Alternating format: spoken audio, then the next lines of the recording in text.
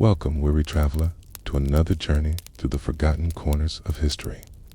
Tonight, we drift back to a time when England itself seemed to forget what it meant to be a kingdom.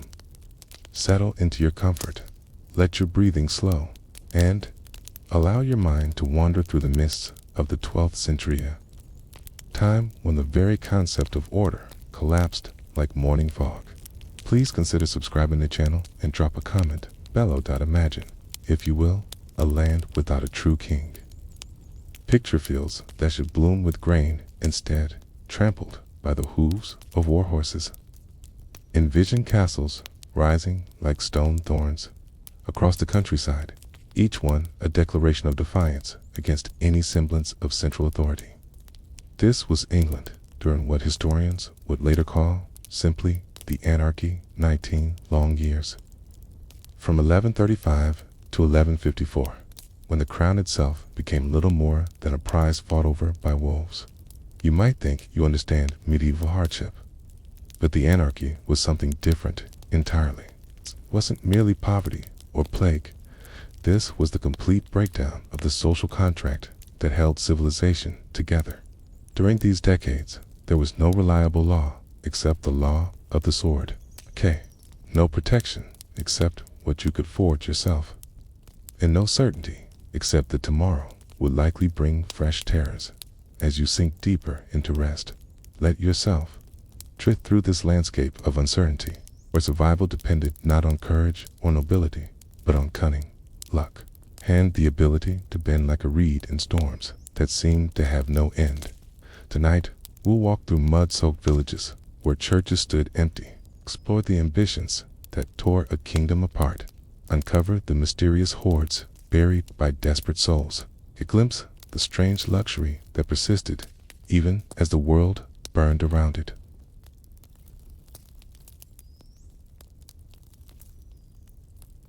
The first thing that would strike you about life during the anarchy is the mud. Not the clean, rich earth of a well-tended garden, but the churned blood, dark mire that clung to everything like a curse. Picture yourself stepping from your wooden doorway on any morning during these 19 years of chaos, and your feet would sink immediately into soil that had been trampled by countless armies, soaked with the tears of the displaced, and mixed with substances you'd rather not contemplate too deeply.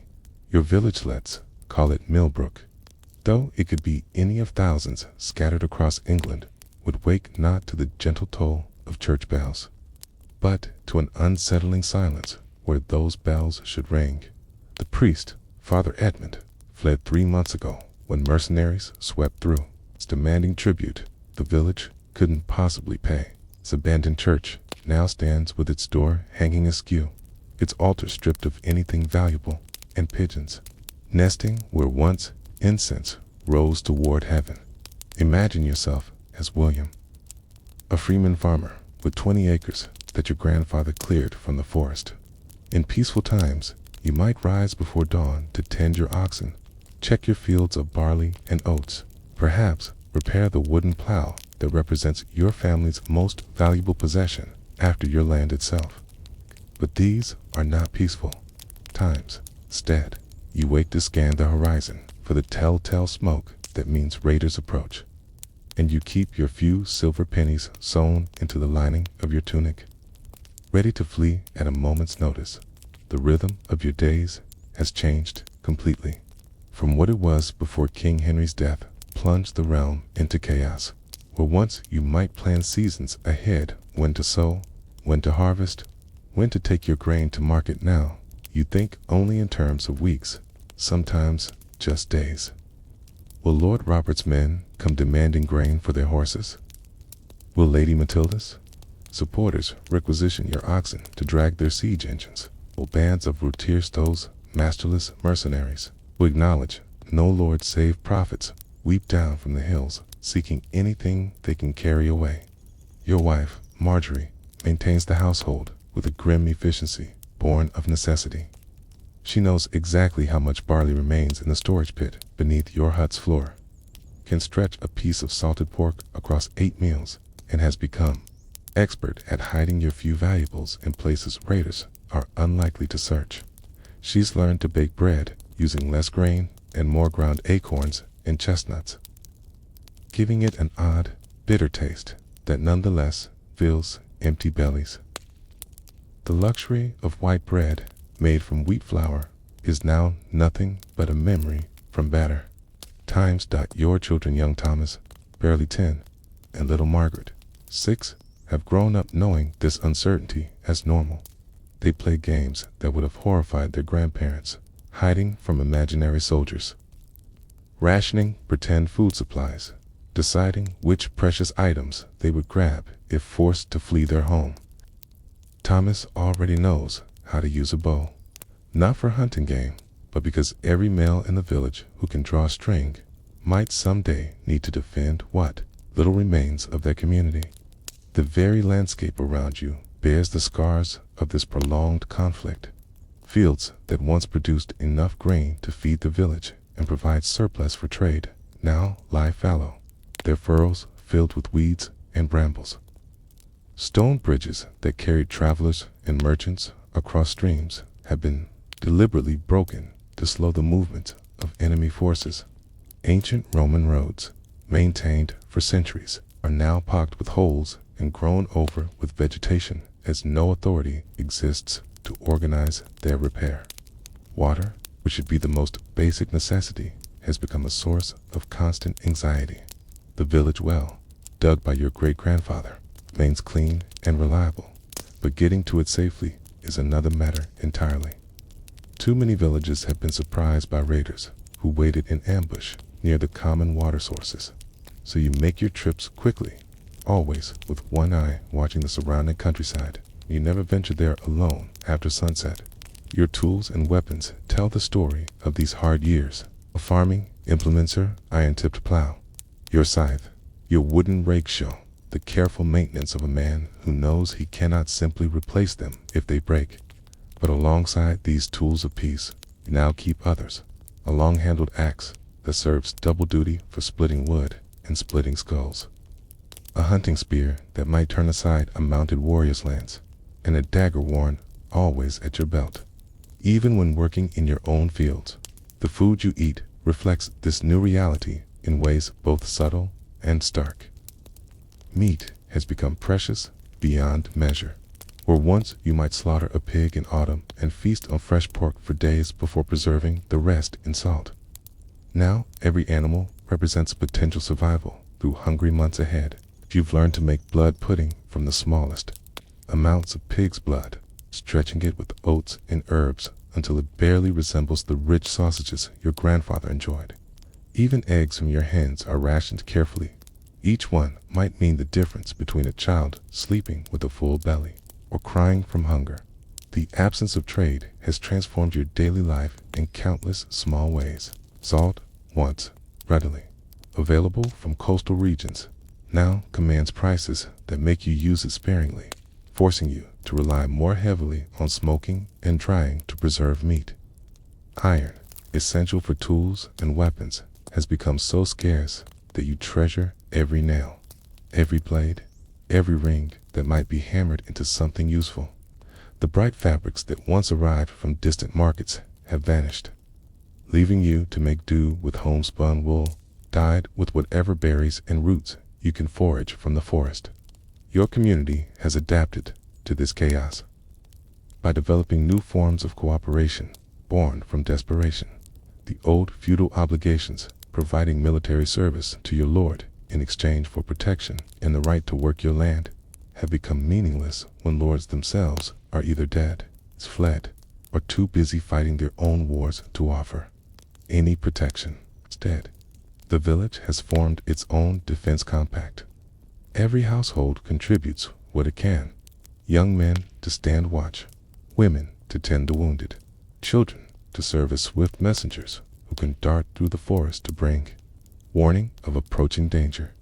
Evening in your household settles with a heaviness unknown in peaceful times, by the light of a single tallow candle. Wax candles being far too expensive now, Marjorie mends clothes with thread pulled from worn-out garments, making every piece of fabric last as long as possible. You sharpen your tools and weapons with a whetstone that belonged to your father. The familiar rhythm of steel against stone, both soothing and ominous. The children listen as Marjorie tells them stories, but even these tales have changed. Instead of knights performing noble deeds and ladies inspiring courtly love, she speaks of clever farmers who outwitted raiders, of children who saved their families through quick thinking, of communities that survive by working together against impossible odds. Sleep, when it finally comes, is light and fitful. Every sound might herald danger. The hoot of an owl could be a signal from watchmen. The snap of a twig might mean armed men creeping toward your home. The distant whinny of an horse could indicate the approach of those who would take everything you've worked to preserve. You've learned to sleep with your hand near your weapons, and your ears trained to distinguish between the normal sounds of night and those that might mean your family's survival depends on how quickly you can rise and defend them. This is the reality that defined daily existence for hundreds of thousands of English men, women, and children during the Anarchy. Tomorrow, as we continue our journey through this chaotic time, we'll delve deeper into how these circumstances shaped not just individual lives, but entire communities struggling to maintain some semblance of civilization when the very concept of royal authority had dissolved into competing claims and endless warfare. The sun climbs higher over your village of Millbrook, but its light brings little comfort. As William the farmer, you understand that daylight hours are precious, not for their warmth, but for their visibility, both blessing and curse in these uncertain times. You can see threats approaching from a distance, but those same threats can see you and judge whether your small community is worth the effort of raiding. Your morning routine has become a careful choreography of survival. Before checking your crops, you climb to the highest point near your home, a small rise, where an ancient oak grows, and scan the surrounding countryside with the practiced eye of a man whose life depends on reading the landscape correctly. Smoke rising from the right direction means your neighbors in the next valley are still alive and cooking their morning meal. Smoke from the wrong direction, or too much smoke, or the wrong color of smoke, might mean buildings burning and lives ending. The absence of reliable authority has created its own strange economy in your village. Old Henrik, the smith, has become perhaps the most important person in the community. Not because of any noble birth or religious calling, but because he alone possesses the skills to repair the tools and weapons that keep everyone alive. His forge burns more often now than it ever did in peaceful times, but he works iron differently. Instead of crafting plowshares and horseshoes, he spends his days turning farming implements into weapons, repairing mail shirts scavenged from battlefields, and creating the simple but deadly caltrops that your village scatters on approaches, roads to lame the horses of unwelcome visitors. Marjorie has developed her own network of vital relationships among the village women. They share information as carefully as they share their dwindling food supplies. Agnes, whose husband died defending the Lord's manor 2 years ago, has become expert at reading the signs that indicate which direction armies are moving. She knows that ravens gathering in unusual numbers often mean a battle has been fought nearby, and battles mean both danger and opportunity. The dead leave behind possessions that the living desperately need.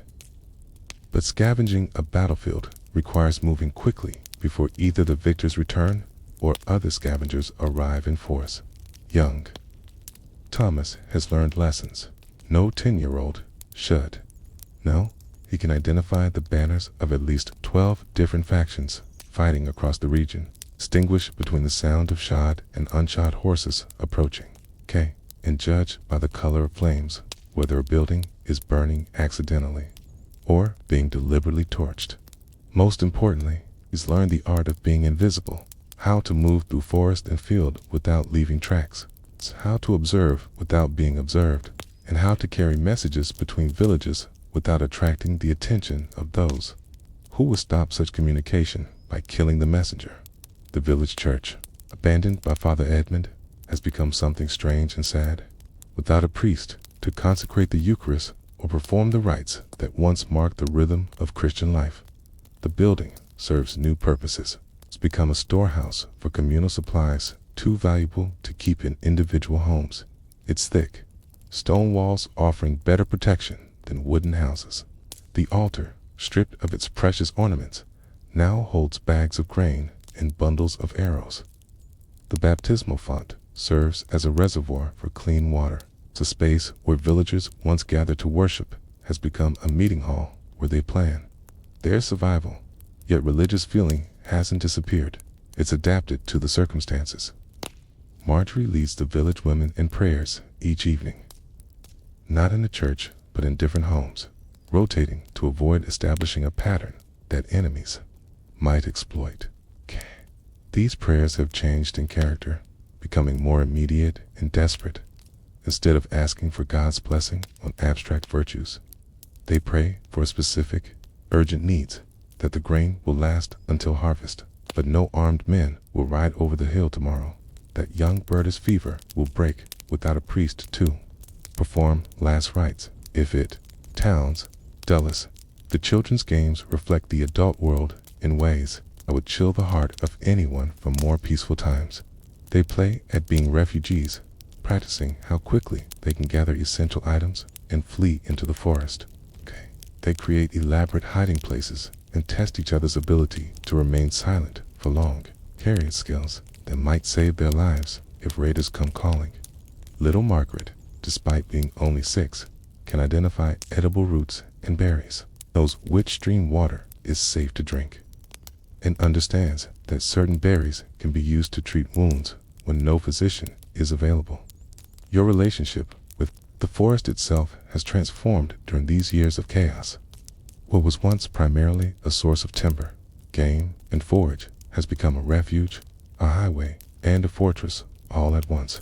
You've learned to read the forest as your ancestors did, understanding which paths are safe and which might be watched, where fresh water can be found, and which clearings offer good visibility while remaining hidden from casual observation. Trees that once represented obstacles to farming now represent potential shelter, concealment, and escape routes mapped with desperate precision. The seasonal cycle that once governed cultural life has been complicated by the demands of constant vigilance. Harvest time, which should be a celebration of successful farming, has become the most dangerous period of the year. Your grain, cut and gathered, represents not just your family's survival through winter, but a target that will attract every hungry group of soldiers, deserters, and brigands in the region. You've learned to harvest at night when possible, to store grain in multiple hidden locations rather than single, obvious places, and to always leave some crops unharvested in the fields, not from carelessness, but as a deliberate sacrifice to make raiders think they've found everything worth taking. The arts of deception have become as important as the arts of farming. Your family has learned to appear poorer than you actually are, keeping your best clothes hidden and wearing only the most patched and worn garments when strangers might be watching. Your house shows deliberate signs of poverty. It's partially collapsed roof section that you could easily repair, but choose to leave damaged. Tools that look broken, but function perfectly well. Storage areas that appear empty, but conceal hidden compartments. This isn't cowardice, but survival. Understanding that appearing to have nothing worth stealing is often the best protection against those who would take everything you own. Trade, when it happens at all, occurs in secret and often at night. The old market days, when farmers would openly display their surplus and merchants would travel established routes, have vanished completely. Instead, goods change hands through carefully arranged meetings in isolated locations with lookouts posted and escape routes planned. A single chicken might be traded for a handful of iron nails, a bag of grain for a sharp knife, information about troop movements for a piece of precious salt. The economy has become primitive but intensely personal. Every transaction based on direct relationships of trust that can mean the difference between life and death. Winter preparations during the Anarchy required thinking far beyond the normal challenges of cold and food scarcity. Your family has learned to stockpile not just grain and preserved meat, but also materials for defense, extra bowstrings, since wet weather makes them snap at crucial moments, supplies of oil that can be heated and poured from upper windows onto attackers. Even human waste, which, while disgusting, creates effective barriers when frozen and can be used to contaminate water supplies that enemies might try to use. The psychological toll of this constant vigilance shows in ways both obvious and subtle. Sleep comes grudgingly and lightly, your body never fully relaxing, because some part of your mind must always remain alert for danger. Meals are eaten quickly and often standing, ready to abandon food if flight becomes necessary. Conversations happen in whispers, even inside your own home, because sound carries farther than most people realize. And overheard words might reveal valuable information to unfriendly ears. Children adapt to this environment with resilience that amazes and heartbreaks in equal measure. They've learned to play games silently, to express joy and sorrow in subdued ways that won't attract attention, and to accept that adults are often tense and frightened, without understanding that this isn't the natural state of the world. Young Thomas has developed skills that would serve him well as a scout or spy, but he's also lost some essential quality of childhood, the ability to assume that tomorrow will be better than today, that adults can protect him from all harm, that the world is fundamentally a safe place where good actions lead to good outcomes. As evening approaches in your village, the tasks of survival continue in ways that peaceful times never demanded. Weapons must be checked and readied, not just for the remote possibility of conflict, but as a nightly routine like banking the fire or securing the animals. Lookouts must be assigned and routes of communication established. Children must be reminded of the hiding places and escape procedures that might save their lives if morning brings unwelcome visitors.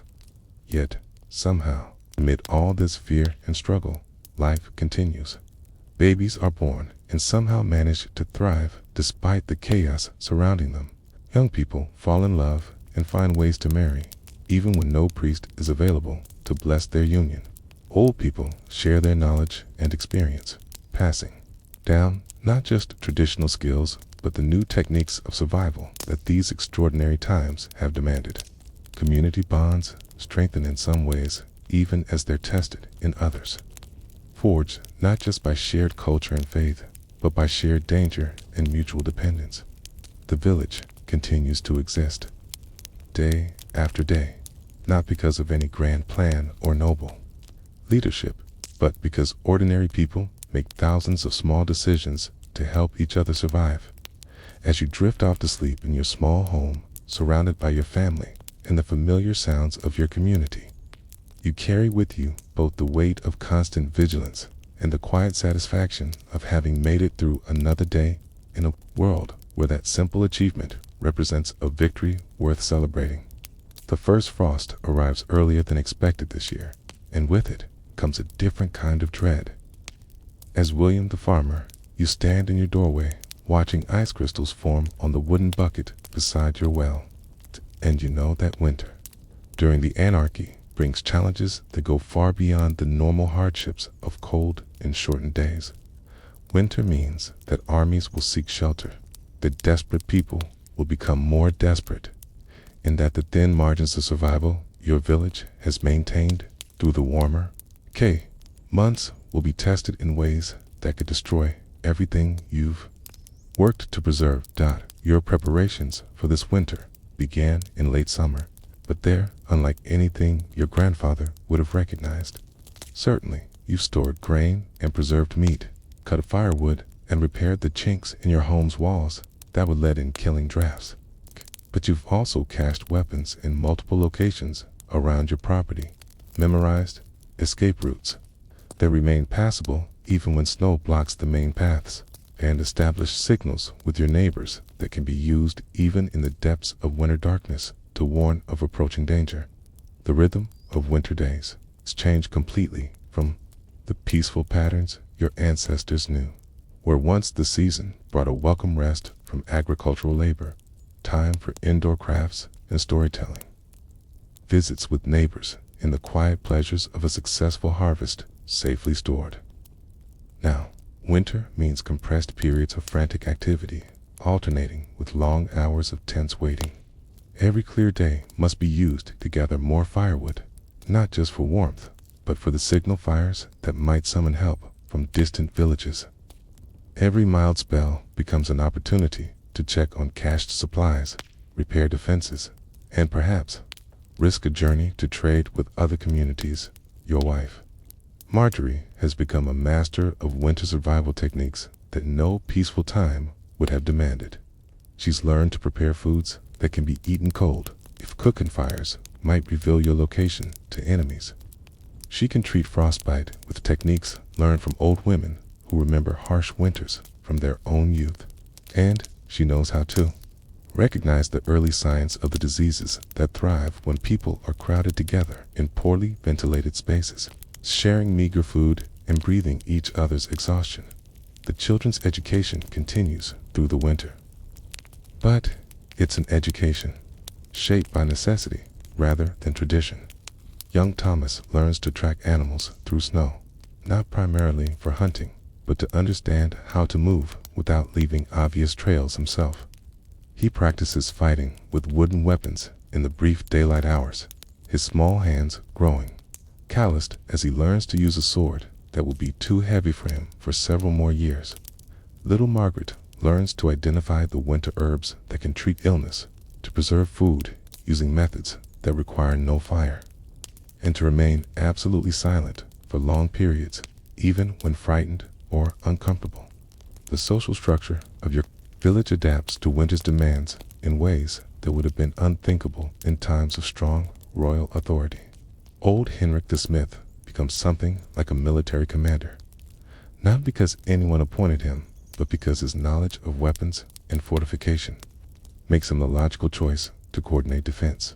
It's Agnes, the widow, who reads battlefield signs, takes charge of gathering intelligence about troop movements and organizing the networks of communication that keep isolated villages connected through the dark months.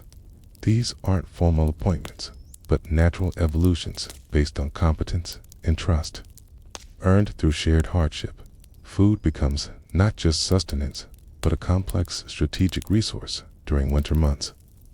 Every meal must be planned, not just for nutrition, but for the possibility that you might need to abandon your home with little notice.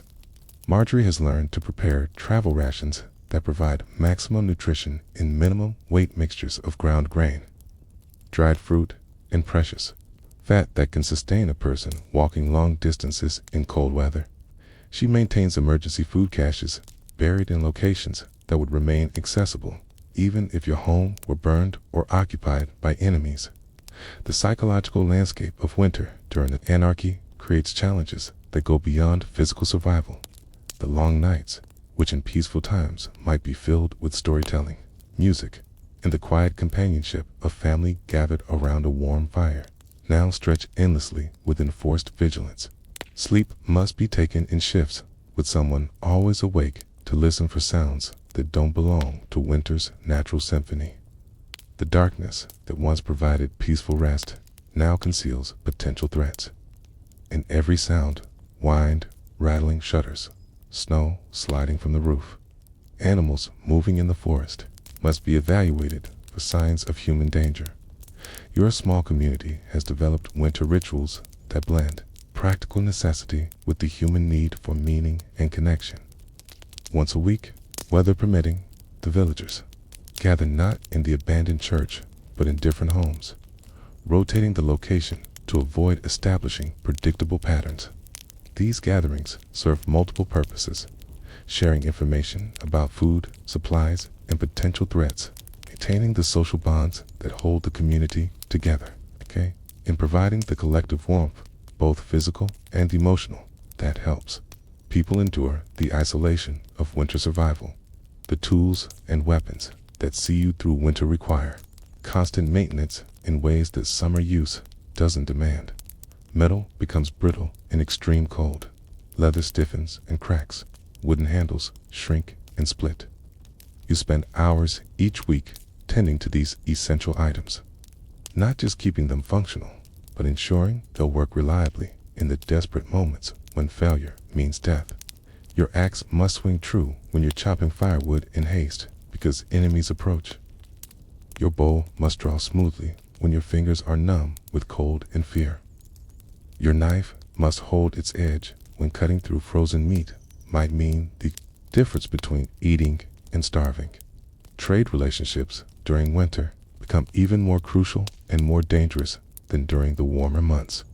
The isolation that protects your village from casual raiders also cuts you off from the exchanges of goods and information that supplement your stored supplies.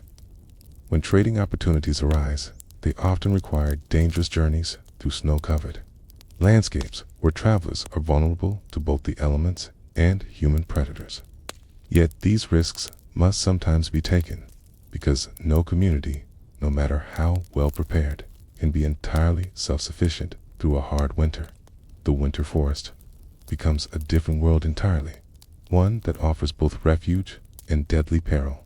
Trees that provided concealment in summer now stand bare, their branches offering little cover but perfect perches for watchers observing the movements below. Snow preserves tracks with devastating clarity, making it impossible to move without leaving evidence of your passage. But it also muffles sounds and can hide prepared positions until unwary enemies stumble directly into them. Your knowledge of this winter landscape grows through necessity learning. Which frozen streams will bear a man's weight? Slopes are safe to descend when covered with ice. Which stands of evergreens provide both concealment and protection from cutting winds? Illness during winter carries implications far beyond personal suffering. A fever that would be merely unpleasant in peaceful times becomes a community crisis when the sick person cannot fulfill their essential role in defense or food gathering. Marjorie has learned to treat common winter ailments with whatever materials are available: willow bark tea for fever, honey and herbs for coughs, heated stones wrapped in cloth to fight the bone-deep cold that can kill as surely as any weapon. But her knowledge, learned through desperate trial and observation, sometimes falls short of what's needed, and the village has learned to live with losses that proper medical care might have prevented. The nights are the hardest times in winter. Darkness seems to stretch endlessly, and the temptation to let vigilance slip becomes almost overwhelming. You've learned to divide the night into watches, not just for your family, but coordinating with your neighbors so that someone is always alert while others rest. The silence of a winter night can be deceiving. Snow muffles many sounds, but also makes others carry farther than they would in summer. A horse's whinny might be heard from miles away on a still, cold night, giving precious warning of approaching riders. But the same acoustics that bring distant warnings also carry the sounds of your own activities to unfriendly ears. Food preparation during winter requires balancing nutrition, fuel conservation, and security in ways that make every meal a complex decision. Hot food provides essential warmth and morale. Cooking fires create smoke that can be seen from great distances in the clear winter air. Cold food preserves fuel and concealment, but fails to provide the warmth that bodies need to fight off winter's killing chill. Marjorie has learned to prepare meals that can be cooked quickly with minimal fuel, using techniques that produce less visible smoke and creating dishes that remain nourishing even when eaten lukewarm or cold. The animals that share your survival through winter require different care than they would in peaceful times. Your oxen, essential for spring plowing if you live to see another growing season, must be kept not just alive, but healthy enough to work. But they also represent a tremendous resource that enemies would be eager to steal, not just for their labor, but for the meat they represent when food becomes scarce. Your chickens, precious for their eggs, must be protected from both natural predators made desperate by winter hunger and human raiders who would gladly take them for a single meal. Religious Observance continues through the winter months despite the absence of your priest. But it takes forms adapted to the circumstances. Christmas arrives without the traditional celebrations. No midnight mass. No feast of rich foods. No exchange of gifts beyond the simple necessities that help ensure survival. Instead, your community marks the season with quiet prayers of gratitude for having survived this long and desperate pleas for strength to endure the hardest months still ahead. The birth of Christ takes on new meaning when every birth in your village is a miracle accomplished despite chaos and deprivation. As winter deepens and spring seems impossibly distant, the psychological toll of constant vigilance begins to show in ways both subtle and profound. Adults become snappish and irritable, not from lack of affection, but from the grinding stress of maintaining alertness when every instinct cries out for rest. Children grow quiet and watchful, developing a premature seriousness that speaks of innocence lost and adult responsibilities accepted too early. The elderly, who in better times would be treasured repositories of wisdom and experience, sometimes become sources of conflict as their needs compete with the demands of defense and survival. Yet somehow, through all these hardships, the essential human experiences continue. Love persists even when expressed in the simple act of sharing scarce food or taking an extra watch so a partner can sleep. Beauty survives, found in the way morning light sparkles on frost-covered fields, or the satisfaction of a well-maintained tool doing its work perfectly. Hope endures, nurtured by the small victories that mark successful survival through each dangerous day and cold night.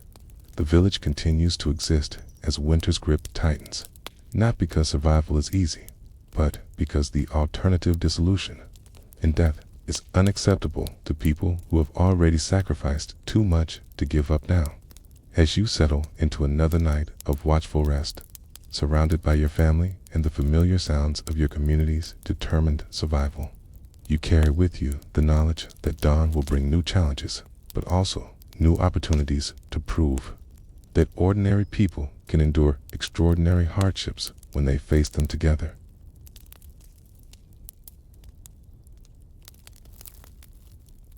To understand why England descended into this chaos that touches every aspect of daily life, we must step back to a December night in 1135, when King Henry I died in his hunting lodge in Normandy, and with his last breath, the carefully constructed stability of Norman England began to crumble like parchment in a fire.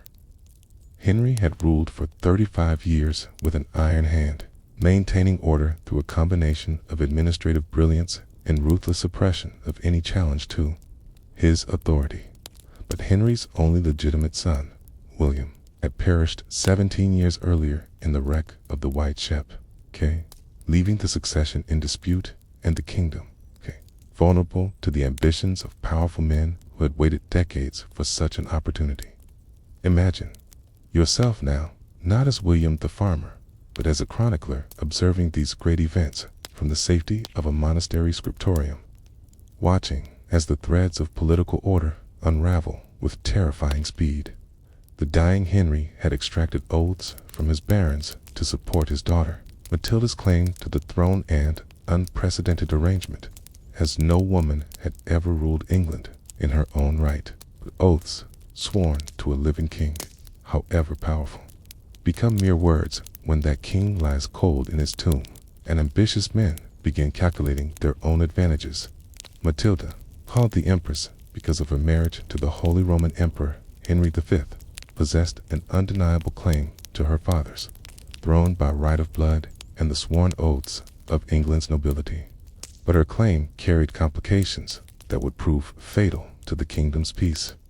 She was a woman in an age when female rule was viewed with deep suspicion, if not outright hostility.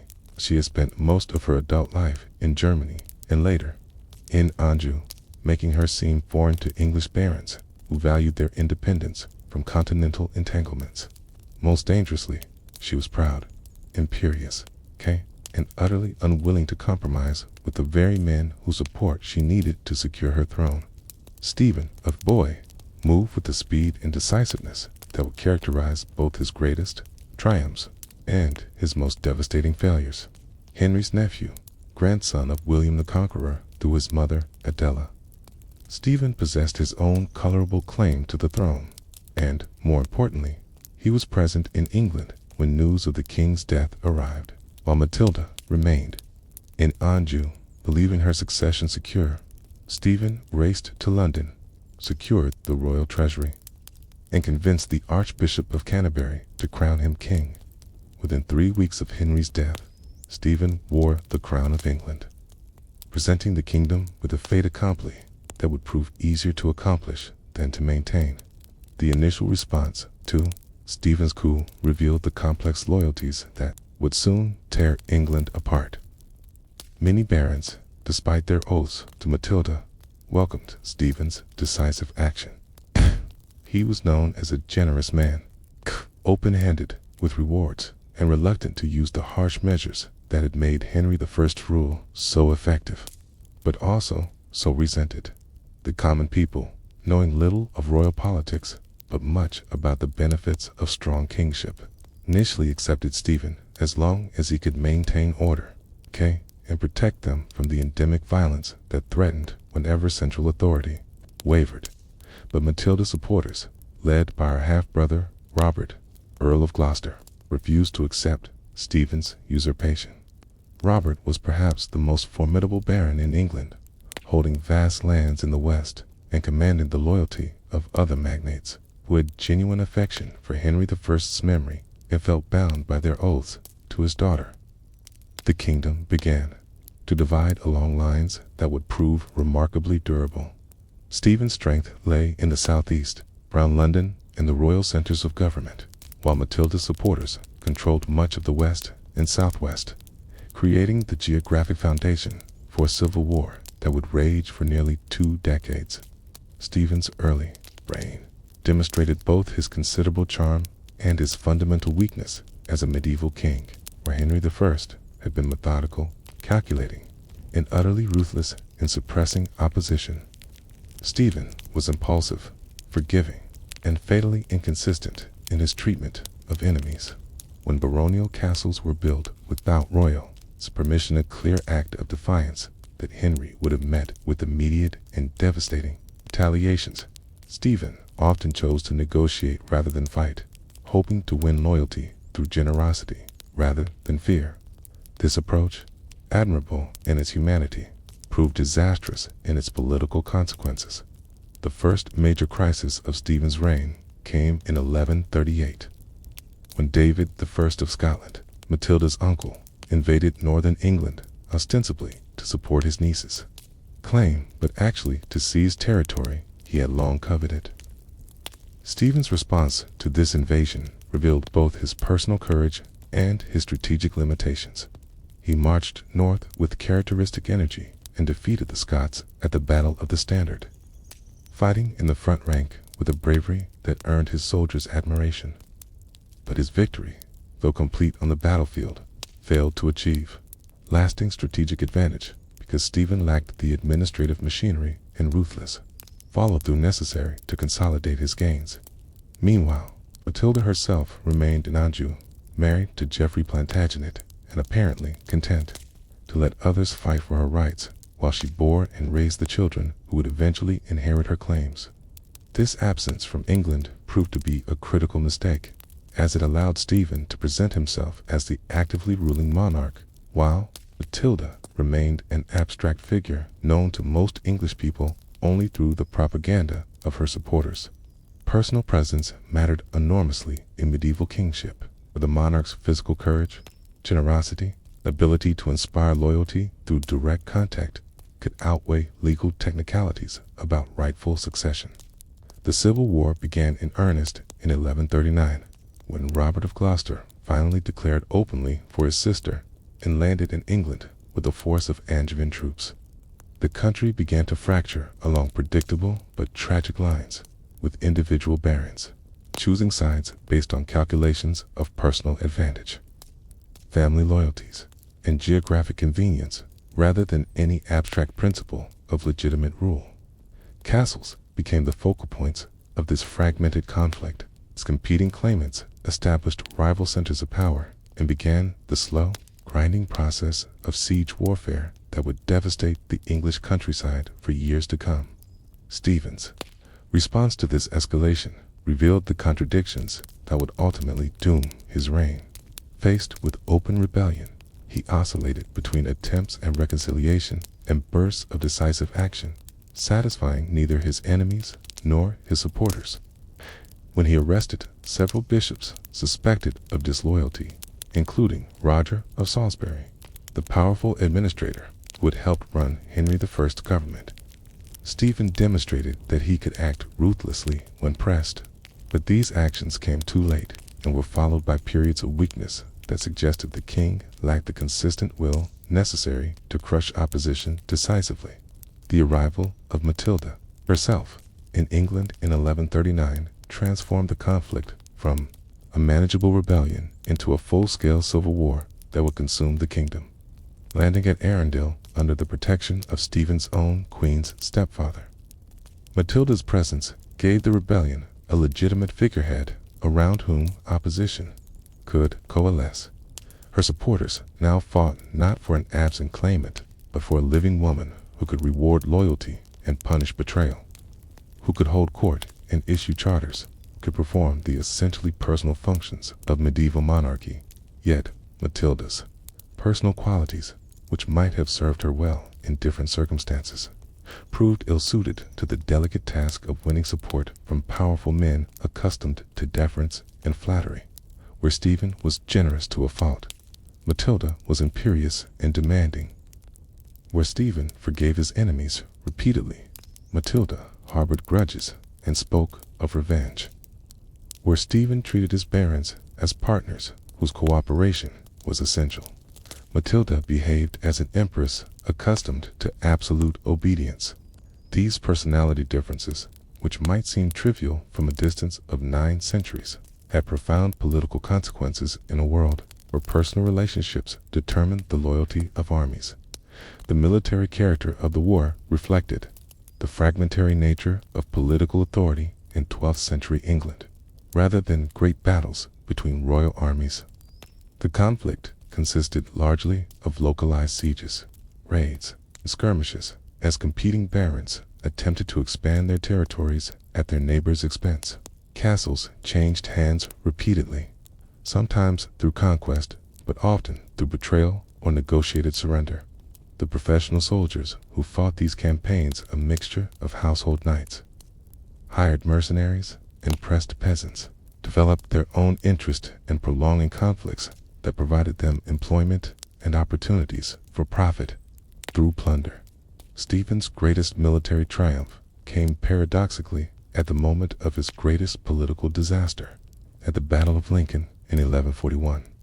Stephen fought with the desperate courage of a man who knew his kingdom hung in the balance, surrounded by enemies and with his forces crumbling around him. The king refused opportunities to flee and instead stood his ground with a handful of loyal followers until he was finally overwhelmed and captured. His personal bravery and defeat earned him the respect even of his enemies, but his capture left his kingdom effectively leaderless at the crucial moment when decisive action might have ended the war. Matilda's brief triumph following Stephen's capture demonstrated why military victory alone was insufficient to resolve the succession crisis. Entering London as the rightful queen, she immediately alienated the city's population through her arrogant behavior and demands for heavy taxation. When the Londoners rose in revolt, driving her from the capital before she could be formally crowned, Matilda lost the legitimacy that only a coronation in Westminster Abbey could provide. More importantly, she demonstrated that personality and political skill mattered as much as legal right in determining who could successfully rule medieval England. The dramatic reversal at Winchester, where Matilda's forces were defeated and Robert of Gloucester captured, forcing an exchange of prisoners that returned Stephen to his throne. marked the beginning of the war's most destructive phase, with both claimants having demonstrated that they could win battles, but neither able to achieve decisive victory. The conflict settled into a grinding stalemate that would exhaust the kingdom's resources and break down the administrative structures that had maintained order since the Norman conquest. The personal animosity between Stephen and Matilda, fed by years of warfare and mutual betrayal, made any negotiated settlement impossible while both lived. Stephen's son Eustace grew to manhood, expecting to inherit his father's crown, while Matilda's son Henry Plantagenet developed his own claims based on his mother's rights and his father's growing power in Anjou and Normandy. The succession that Henry I had tried to settle through careful planning had become a multi-generational conflict that seemed likely to continue indefinitely, consuming English lives and resources in service of dynastic ambitions that offered little benefit to the ordinary people who paid the war's terrible costs. The transformation of England into a battlefield created a military economy unlike anything the kingdom had experienced since the Norman conquest. Picture yourself now as Brother Augustine, a monk tasked with maintaining the chronicles of your abbey, watching from your scriptorium as the ordered world you knew dissolves into something that seems to mock every principle of Christian kingship. Your monastery, which once enjoyed the protection of royal writs and the certainty of established law, now finds itself negotiating separately with each local magnate who controls the surrounding countryside, paying tribute to multiple masters, and never certain which banner will appear on the horizon next.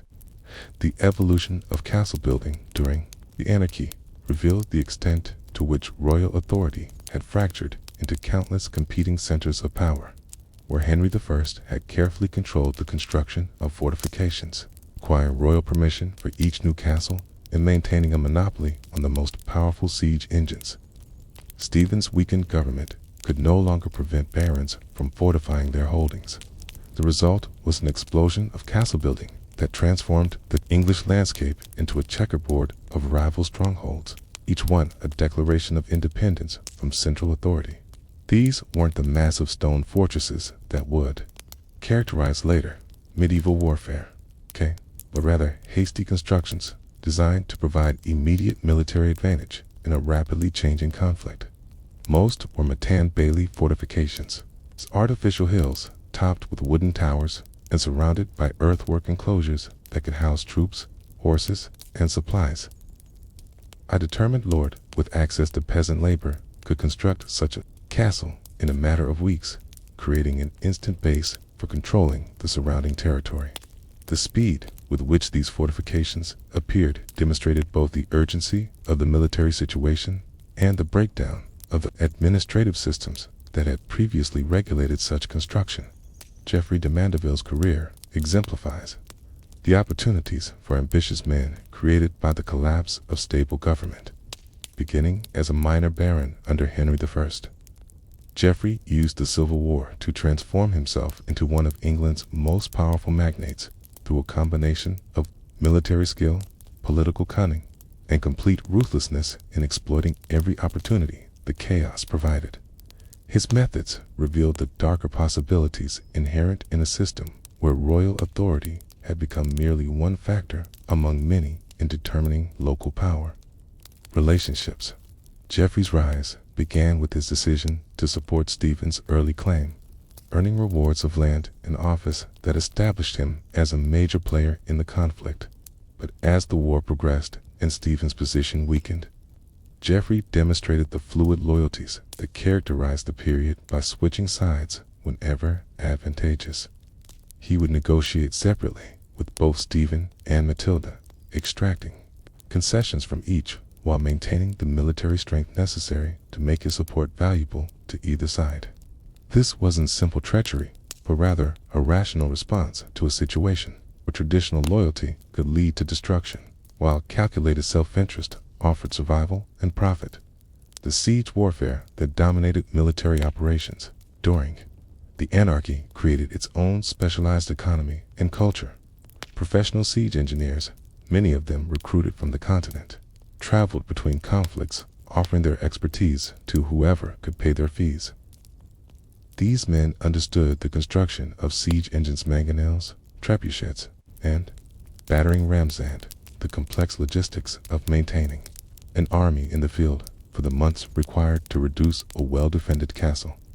Their knowledge became a commodity, traded like any other, with fortunes won and lost based on the success or failure of particular sieges. The human cost of siege warfare extended far beyond the combatants themselves. Castle under siege became the center of a vortex of destruction that consumed everything within miles of its walls. Sieging armies required enormous quantities of food, fodder, and materials, all of which had to be extracted from the surrounding countryside through methods that differed little from organized plunder. Villages that had survived for centuries found themselves stripped of their crops, their animals driven off to feed enemy soldiers, their young men pressed into service as laborers or fighters in conflicts that offered them no benefit regardless of the outcome. The development of mercenary companies during this period reveals how warfare had become divorced from the feudal obligations that had previously regulated military service. While English barons owed their king a certain number of days of military service each year, the extended nature of the Civil War made these traditional arrangements inadequate. Professional soldiers, many of them Flemish, German, or French, offered their services to whoever could pay, bringing military expertise but also a predatory attitude toward the civilian population that horrified contemporary chroniclers. These mercenaries, known as routiers or brabançons, operated according to entirely different principles than the feudal warriors they increasingly replaced. Where a feudal knight might show mercy to defeated enemies of similar social status, or restrain his followers from excessive plunder in territories he hoped to rule permanently, mercenaries had no such incentives for moderation. Their payment often came directly from plunder, creating strong incentives to extract maximum profit from every military operation, regardless of the long-term consequences for the regions they devastated. The financial demands of prolonged warfare forced both Stephen and Matilda to develop new methods of extracting revenue from their supporters and subjects. Traditional royal revenues from royal estates, judicial fines, and feudal obligations proved inadequate for maintaining the armies necessary to prosecute the Civil War effectively. Both sides began demanding extraordinary taxes, forced loans, and military contributions that went far beyond established custom, creating resentment even among their supporters and further weakening the legitimacy of royal authority.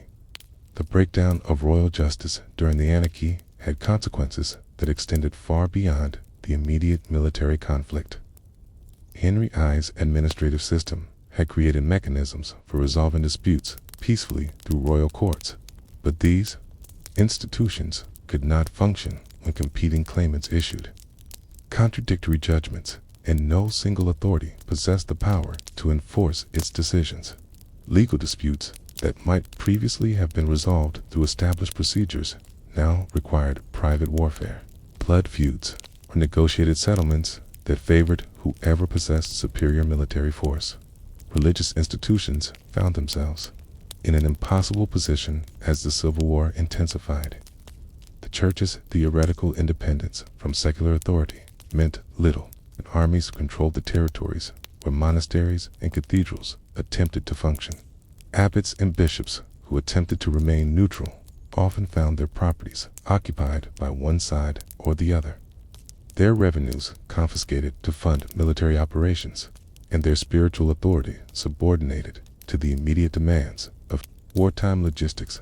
The impact on religious life extended beyond mere material concerns to fundamental questions about divine authority and legitimate rule.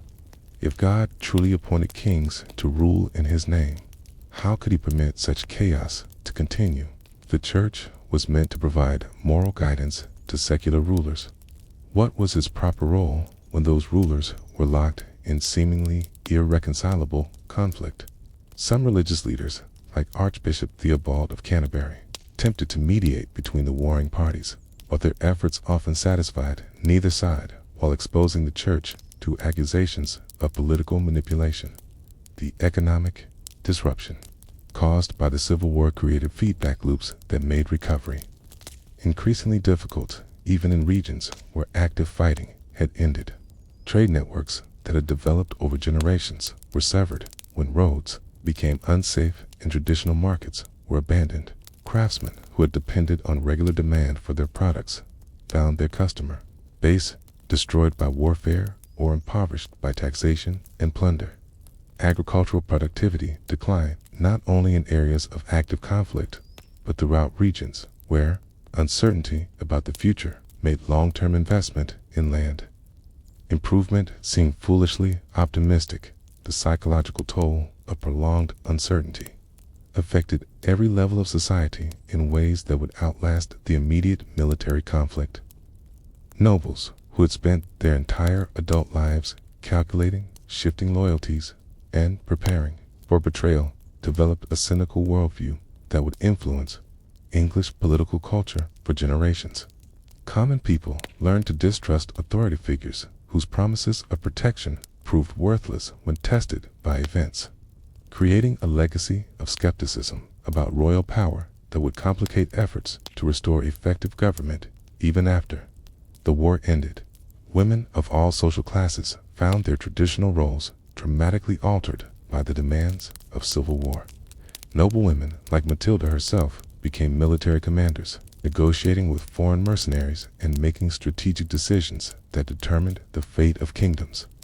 But common women also faced new responsibilities as their husbands died in battle or disappeared on campaign, forcing them to manage farms, businesses, and families in an environment where traditional support systems had collapsed. These experiences would leave lasting changes in gender, relationships, and women's expectations of their own capabilities. The technological innovations, spurred by military necessity during the Anarchy, would have long-term consequences, extending far beyond the immediate conflict. Improvements in siege warfare, castle design, military organization developed during these years would influence European warfare for centuries. But more importantly, for ordinary people, the techniques of survival developed during this period. Preservation, defensive construction, community organization would become part of English popular culture, passed down through generations as folk wisdom about how to endure when established authority fails. Young people who came of age during the Civil War developed different expectations about government, authority, and social obligation than their parents had known. For them, royal power was not an unquestioned given, but a contested commodity that might change hands at any moment. This generational shift would influence English political development long after strong royal government was restored, creating a tradition of skepticism about royal prerogatives that would eventually contribute to the development of constitutional limitations on monarchical power. The regional variations in how different parts of England experienced the Civil War created lasting cultural and economic differences that would persist for centuries. Areas that successfully organized local defense systems developed traditions of self-reliance and community cooperation that influenced their social structure. Regions that suffered repeated devastation struggled to recover their previous prosperity, creating economic imbalances that affected trade patterns and social development. These variations helped create the complex regional identities that would characterize medieval England as we observe these great events from our monastery scriptorium, watching armies march past our walls and chronicling the rise and fall of competing dynasties. We begin to understand that we are witnessing not merely a political crisis, but a fundamental transformation in the nature of English society. The old certainties about royal authority, social hierarchy, and divine order have been shattered by the grinding reality of civil war, and whatever emerges from this chaos would necessarily be different from what came before. The England that eventually achieves peace will be a kingdom tempered by suffering, suspicious of grand promises, and skeptical of any authority that cannot prove its worth through consistent performance rather than inherited right. The resolution of the anarchy came not through decisive military victory, but through the gradual recognition by all parties that the costs of continued warfare had begun to exceed any possible benefits. By the late 1140s, a generation of English people had grown to adulthood knowing nothing but civil war. In the very foundations of medieval society, the agricultural productivity that supported everything else, the trade networks that brought prosperity, the administrative systems that maintained justice had been so thoroughly damaged that restoration would require cooperation rather than conquest.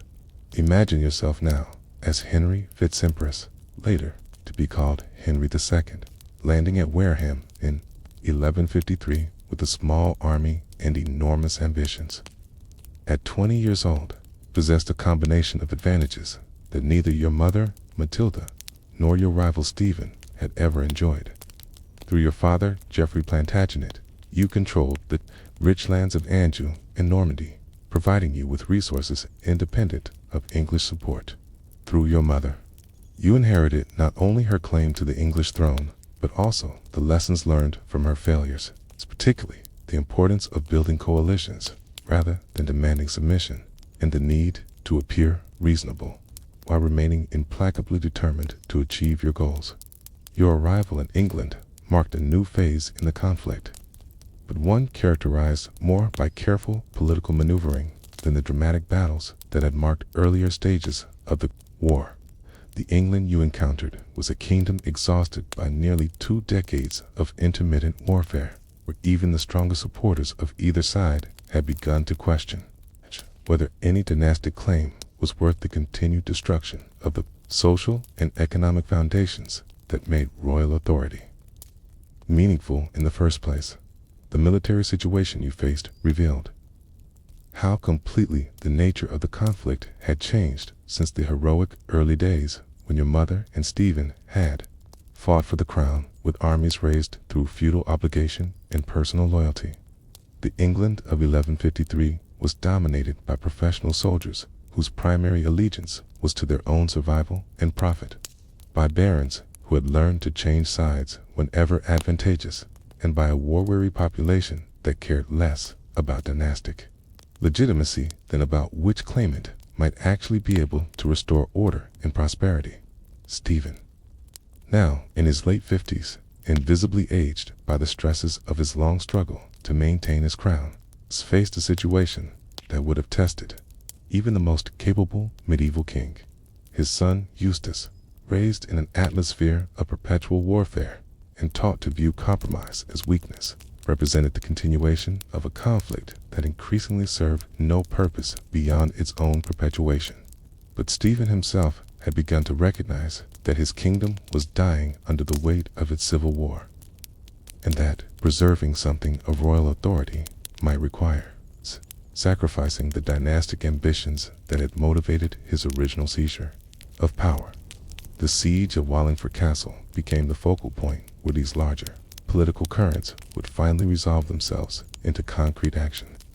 Wallingford had remained loyal to the Angevin cause throughout the Civil War, serving as a crucial stronghold that prevented Stephen from fully controlling the Thames Valley and the approaches to London. Your decision to march directly to Wallingford's relief was both a military gamble and a political statement, a declaration that you possessed both the resources and the determination to reverse the military stalemate that had characterized the later stages of the war. The confrontation that developed around Wallingford revealed how profoundly warfare itself had evolved during the long years of civil conflict. Instead of the dramatic personal combats and decisive battles that had characterized earlier medieval conflicts, the armies that faced each other across the Thames represented sophisticated military organizations that understood siege, warfare, logistics, and the complex negotiations that increasingly determined the outcomes of medieval conflicts more often than actual fighting. But it was Stephen's son, Eustace, whose death in August 1153 finally broke the political deadlock that had seemed likely to perpetuate the Civil War indefinitely. Eustace had represented the continuation of his father's dynastic claims into the next generation, but his sudden death, possibly from illness, though some suspected poison, removed the primary obstacle to a negotiated settlement.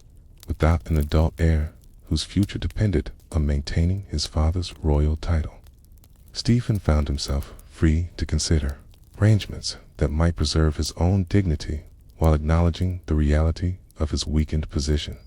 The negotiations that led to the Treaty of Wallingford required both sides to make concessions that would have been unthinkable during the more ideologically charged early phases of the Civil War.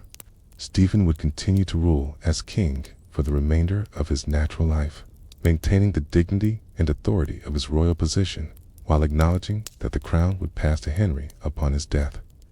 This arrangement satisfied Stephen's need to avoid the humiliation of abdication while providing Henry with the certainty that his ultimate succession was guaranteed by solemn agreement rather than dependent on continued military success. But the treaty negotiations revealed how thoroughly the Civil War had transformed the relationship between royal authority and baronial power. The magnates who participated in these discussions no longer saw themselves as simply choosing between competing claimants to an unquestioned royal prerogative. Instead, they negotiated as independent political actors whose own interests had to be acknowledged and protected in any lasting settlement. The England that would emerge from the anarchy would be one where royal power, however strong in practice, would always be exercised with an awareness that it depended ultimately on the consent and cooperation of powerful subjects. The restoration of peace required more than simply ending active hostilities between the competing royal claimants. The mercenary companies that had proliferated during the war represented a continuing threat to social order, as professional soldiers whose livelihood depended on warfare had little incentive to accept peaceful settlements that would eliminate their employment opportunities. Henry's early actions as Stephen's acknowledged heir included systematic efforts to disband these companies, paying off some mercenaries and driving others from the kingdom, while making it clear that the new dispensation would not tolerate the existence of private armies that acknowledged no authority beyond their own profit. The economic reconstruction that began even before Stephen's death in 1154 demonstrated how thoroughly the Civil War disrupted the systems that supported medieval prosperity. Trade routes that had been abandoned due to the dangers of travel during wartime required not just royal protection, but the rebuilding of the commercial relationships and credit systems that made long-distance trade profitable. Craftsmen and merchants who had fled areas of active conflict needed incentives to return and reestablish their businesses in communities that had grown accustomed to making do without specialized goods and services. Agricultural recovery faced even more complex challenges, as years of warfare had not only destroyed crops and livestock, but also disrupted the delicate balance of seasonal labor and long-term land management that sustained medieval farming.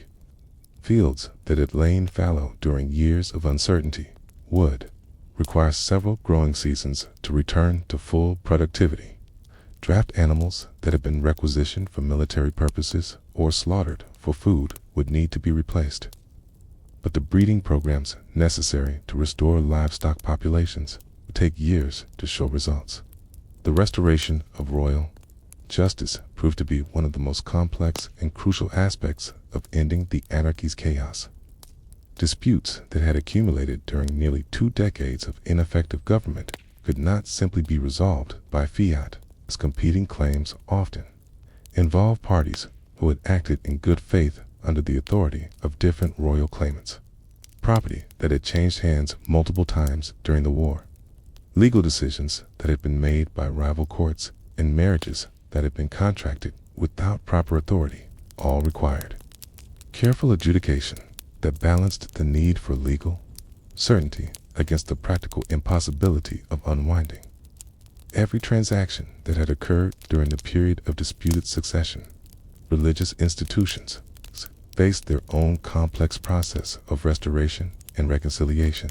monasteries and cathedrals that had been forced to pay tribute to multiple competing authorities during the war needed clarification about which obligations would be honored and which could be safely ignored. Church lands that had been granted to laymen by various claimants required adjudication to determine which grants would be recognized and which would be revoked. Most fundamentally, the church needed to rebuild its moral authority after years of being forced to temporize. Between competing claims to divine sanction for royal power, the human cost of the Civil War's resolution became apparent as communities across England began the difficult process of accounting for what had been lost during the long years of conflict.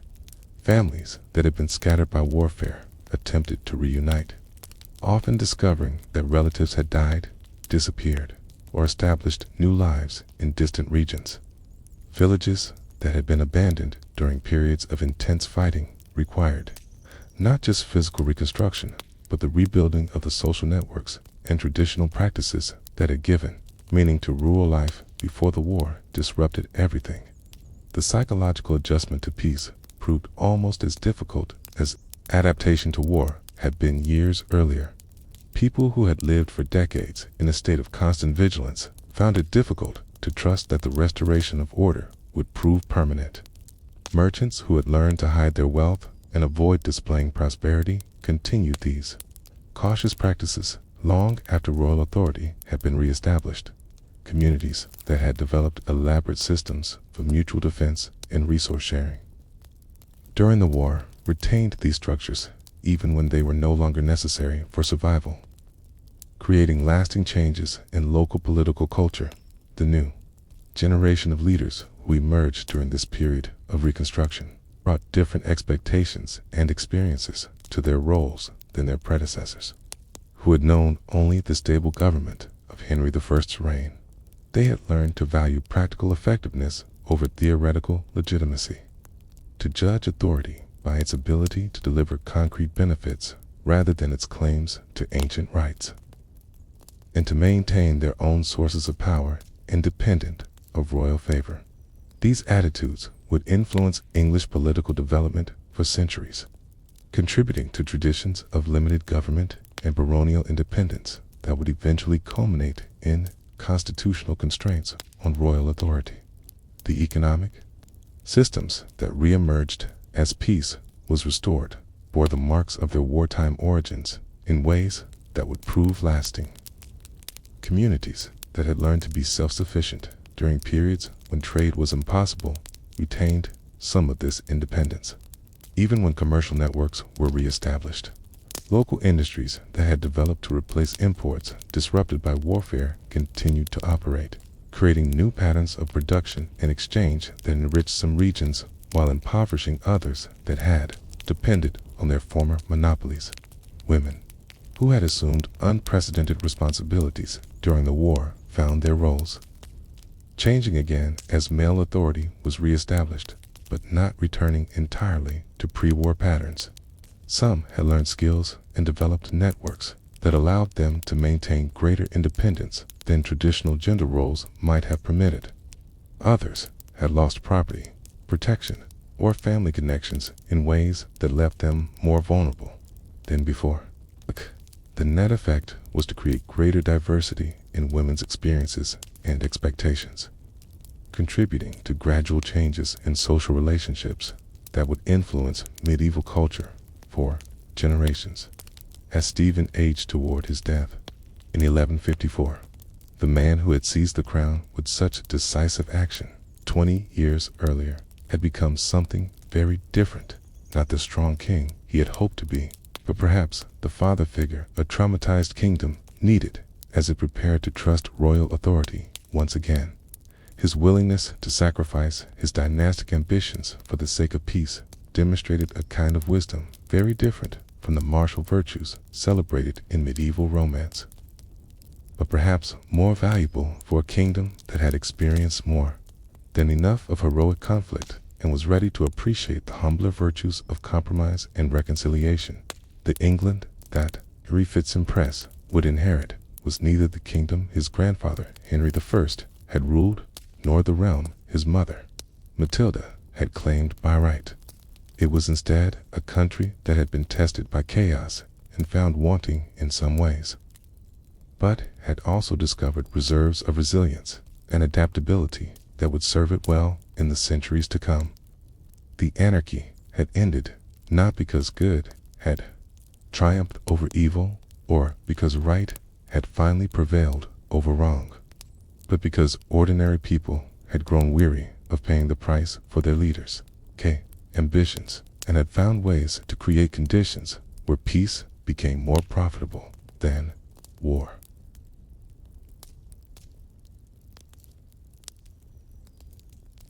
Across the scarred landscape of post-anarchy England, the physical remnants of those 19 years of chaos tell stories that written chronicles can only hint at.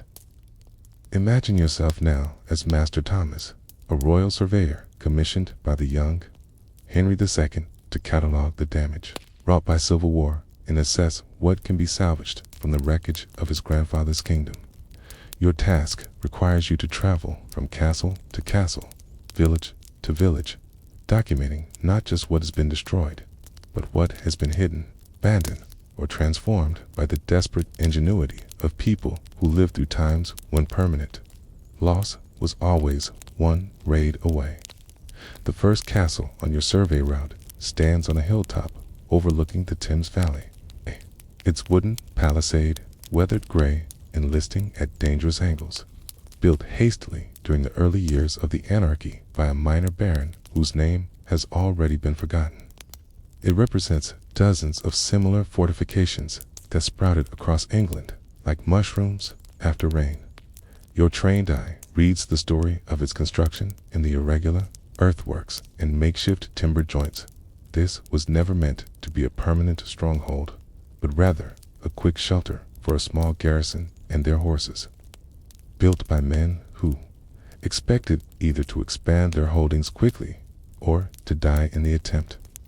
The interior of the abandoned castle reveals the archaeology of fear and ambition intermingled. What was once the great hall, you find the remnants of a feast, interrupted wooden bowls still containing traces of the last meal eaten here, their contents long since consumed by rats and weather. A child's wooden toy lies abandoned near the cold hearth, suggesting that families lived here during the final days before the garrison melted away. Perhaps when news came that their lord had switched sides yet again, or had fallen in some distant battle that made their remote outpost strategically worthless, the castle's chapel tells its own story of faith adapted to wartime necessity. The altar stone has been cracked, whether by deliberate sacrilege or the practical need to use every available surface for sharpening weapons. Holy vessels have long since been sold or melted down to pay mercenaries. But scratched into the wooden prayer rail are dozens of names, not the formal Latin inscriptions of peaceful times, but desperate messages carved by men facing battle. Pray for William. God, preserve my son. If I die, tell my wife. These informal petitions to heaven speak of a faith that had become intensely personal when institutional religion could no longer provide reliable comfort. Your most significant discovery comes when you notice that the castle's well has been deliberately filled with stones and earth.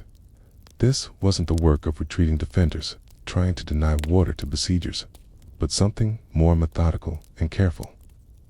When your workers began the laborious process of clearing the shaft, they uncovered layer after layer of deliberately concealed objects, silver coins wrapped in rotting cloth, pieces of jewelry that once adorned noble ladies, religious relics that someone couldn't bear to leave behind, but dared not carry into an uncertain future. Each layer of the well's contents represents a different moment of crisis during the castle's brief history. Near the top, hastily thrown coins suggest a panic of a final evacuation. Deeper down, more carefully preserved bundles indicate planned concealment by people who hoped to return someday to reclaim their treasures. At the very bottom, your workers find the most heartbreaking discovery: a small wooden chest containing children's clothing, baby shoes that were never outgrown. In a lock of fine hair, tied with a silk ribbon, the treasures of a mother who had lost everything but couldn't abandon the physical reminders of her lost child. The pattern repeats itself at castle after castle across your survey route. Each fortification tells a similar story of hasty construction, brief occupation, and eventual abandonment, but the details vary in ways that illuminate the complex local histories of the Civil War. Some castles show evidence of siege warfare's scorched timbers where fire arrows found their mark. Hastily dug countermines where defenders tried to undercut attackers' tunnels. Mass graves just outside the walls where the dead were buried without ceremony during the chaos of assault. Others revealed the more common fate of being abandoned without violence when their strategic value disappeared or their financial support evaporated. These sites often contain more personal artifacts, suggesting that their inhabitants had time to make deliberate choices about what to save and what to leave behind. You find caches of tools hidden in walls, suggesting that craftsmen hoped to return when peace was restored. Stores of grain sealed in underground chambers showed that some garrisons planned for siege, but were forced to flee before those preparations could be tested. The abandoned religious sites present their own complex archaeology of faith under pressure. Many small priories and hermitages that flourished under Henry's stable government were simply abandoned when their endowments were confiscated to fund military campaigns or their locations became too dangerous for contemplative life. Walking through these empty cloisters, you find evidence of how religious communities adapted to wartime conditions before finally giving up the struggle to maintain their spiritual mission in a violent world. At Thornbury Priory, established by a pious nobleman in Henry I's time and abandoned sometime during the 1140s, you discover that the monks had converted their scriptorium into an armory and their refectory into a stable for horses. The beautiful, illuminated manuscripts that once filled their library have been scattered, some sold to raise money for bribes or protection payments, others used as kindling when wood became scarce during winter sieges. Yet hidden beneath the loose stone in a chapter house floor, you find a small collection of the finest books, carefully wrapped in oiled leather and protected by prayers, written in shaking hands on scraps of parchment tucked between the pages. The pattern of concealment and abandonment extends far beyond military and religious sites to encompass the ordinary spaces where common people lived and worked, in village after village. Your survey reveals the archaeological evidence of lives interrupted by circumstances beyond human control. Houses abandoned so quickly that cooking pots still hang over cold hearths. Workshops where craftsmen left their tools arranged as if they planned to return the next morning. Fields where plows stand abandoned mid-furrow, their wooden handles weathered, but their iron shares buried deliberately to prevent theft. The most poignant discoveries come from the hiding places where ordinary families attempted to preserve something of value for an uncertain future. Beneath the floor of a carpenter's workshop, you find his finest tools wrapped in cloth and sealed with wax, along with a carved wooden crucifix and a small bag of silver pennies that represented his life savings.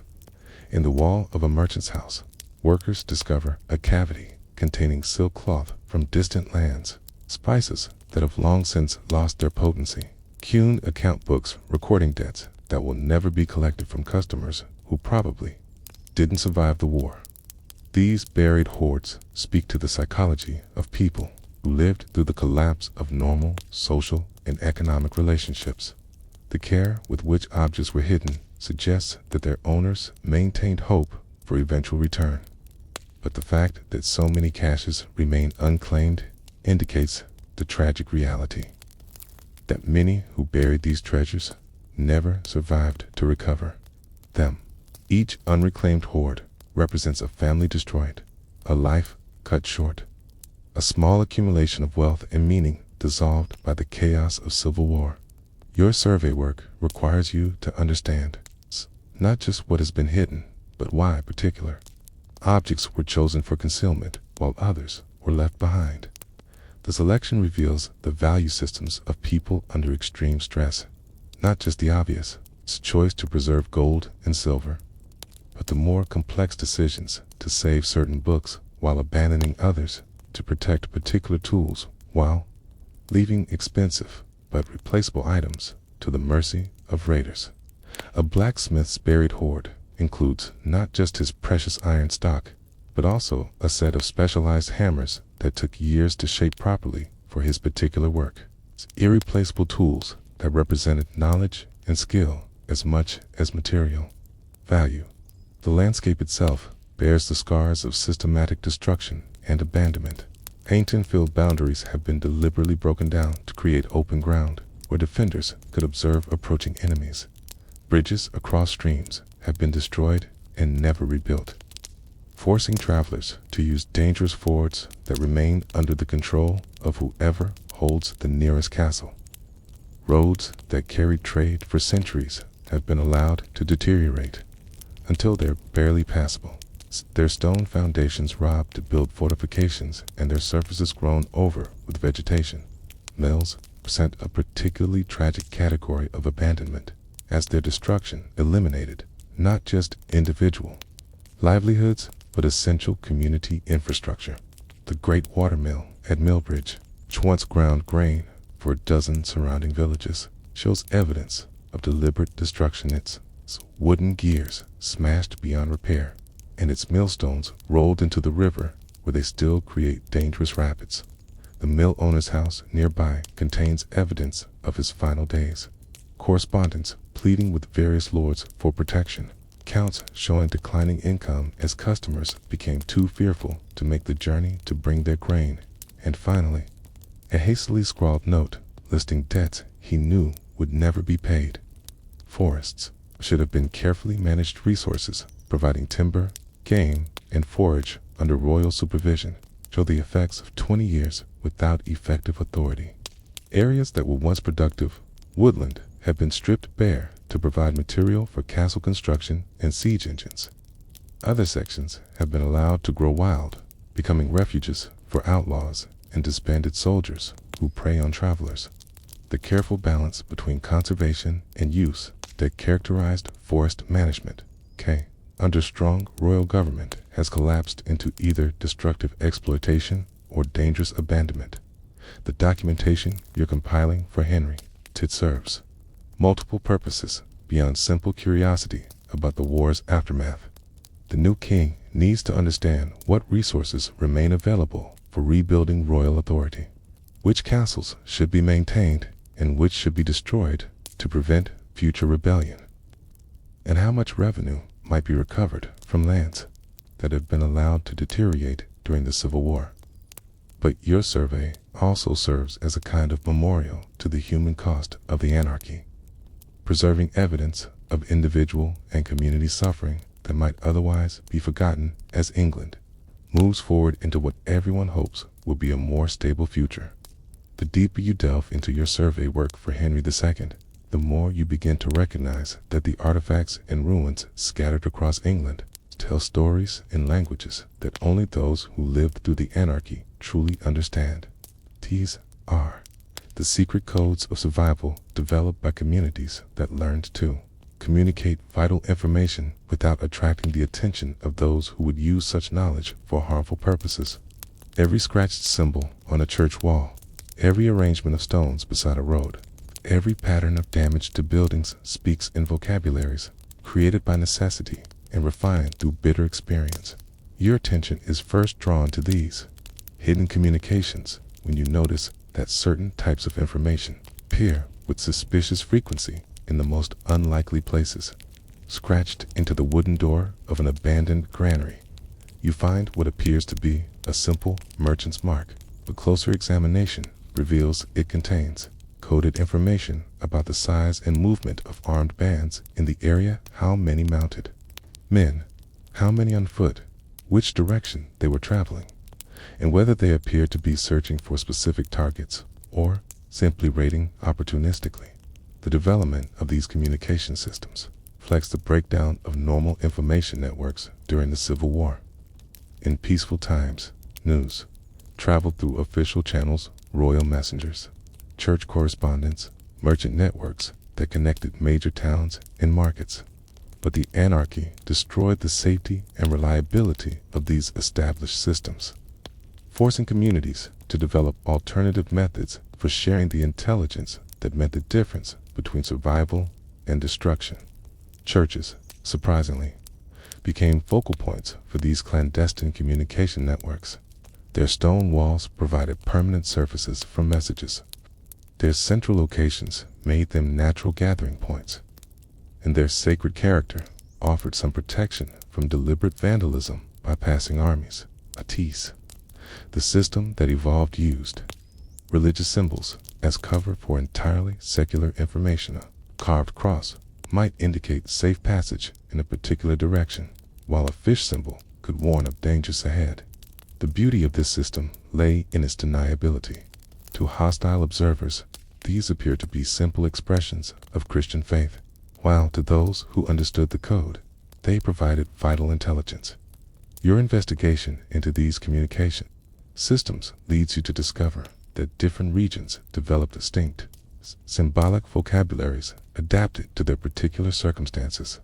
In areas where mounted raiders posed the primary threat, the symbols focused on information about horses, how many, what condition, whether they appeared well-fed enough for sustained campaigning. Coastal regions developed signs related to ships and seaborne threats, while areas near major roads evolved elaborate systems for indicating the safety or danger of particular routes at specific times. The sophistication of these systems becomes apparent when you realize they included temporal as well as spatial information. A symbol carved into a market cross might indicate not just that danger existed, but when it was encountered and how long it might persist. Hash marks scratched beside a warning could indicate days since the threat was observed, while the depth and freshness of the carving suggested how recently the information had been updated. Some messages included seasonal indicators, acknowledging that threats which were manageable in summer might become deadly when winter limited mobility and resources. Women played crucial roles in maintaining these information networks, often serving as the primary gatherers and transmitters of intelligence while appearing to engage in perfectly ordinary domestic activities. A woman drawing water from a village well could observe and remember details about passing strangers, then encode warnings in the seemingly casual arrangement of stones around the well's rim. Market women developed elaborate systems of hand signals that could communicate complex information about threats and opportunities while appearing to engage in normal commercial haggling. Children served as messengers in these networks, their innocence providing cover for activities that would be instantly suspect if undertaken by adults. A child sent to gather herbs in the forest could observe military movements and return with information disguised as innocent chatter about what they had seen during their wanderings. Games that children played in village squares often incorporated elements of these communication systems, teaching the next generation the skills they might need to survive while maintaining the appearance of harmless recreation. The archaeological evidence of these communication systems reveals how communities learned to hide information in plain sight. Seemingly random arrangements of stones beside paths actually indicated which routes were safe and which should be avoided. The way firewood was stacked outside houses could signal whether the inhabitants had recent news of threats in the area. Even the placement of everyday objects like water buckets or farming tools could convey meaning to those who understood the local codes. Your survey work uncovers evidence that some communities developed sophisticated early warning systems that could alert wide areas to approaching danger without using any visible signals that enemies might intercept.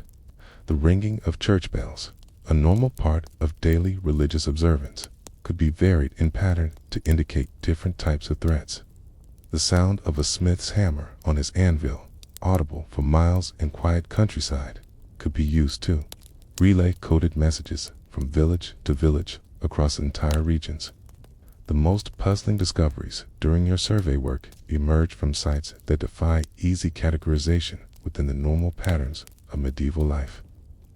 These are the places where the extraordinary stresses of the anarchy created entirely new forms of human behavior and social organization, leaving behind archaeological evidence that speaks to experiences so far removed from normal medieval life that they challenge your understanding of what was possible within the constraints of 12th century technology and social structure.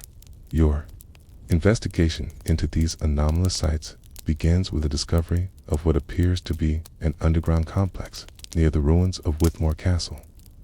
Far more elaborate than any simple storage cellar or dungeon, excavation reveals a network of tunnels and chambers that extends for hundreds of yards. Beyond the castle's visible foundations, complete with ventilation shafts, drainage systems, and evidence of long-term habitation by a substantial population. This wasn't a temporary refuge built during a siege, but a permanent alternative community designed to function independently of the surface world for extended periods.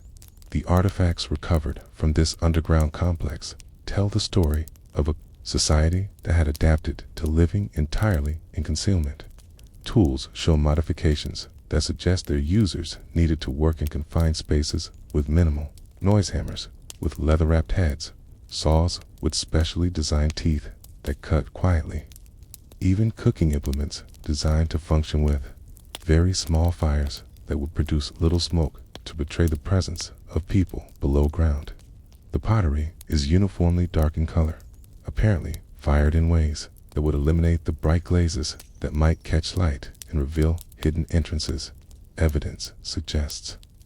This underground community included not just warriors and their immediate families, but craftsmen, clergy, and scholars who had brought their skills and knowledge into hiding. A chamber that clearly served as a scriptorium contains evidence of manuscript copying and illumination work of remarkably high quality, suggesting that cultural activities continued even in these desperate circumstances. Another area shows signs of metalworking, but with innovations that allowed smiths to work without the traditional forges that would have been impossible to conceal. Underground, the organization of this hidden community reveals social structures that diverge significantly from normal medieval hierarchies. Living spaces show little evidence of the dramatic differences in comfort and luxury that characterized surface society, suggesting that underground life had imposed a kind of egalitarianism, born of shared vulnerability. Leadership appears to have been based on practical competence rather than birth or wealth. The largest and most comfortable chambers belonged not to nobles, but to the engineer who designed the ventilation system and the physician who kept the community healthy in conditions that could easily have led to devastating epidemics.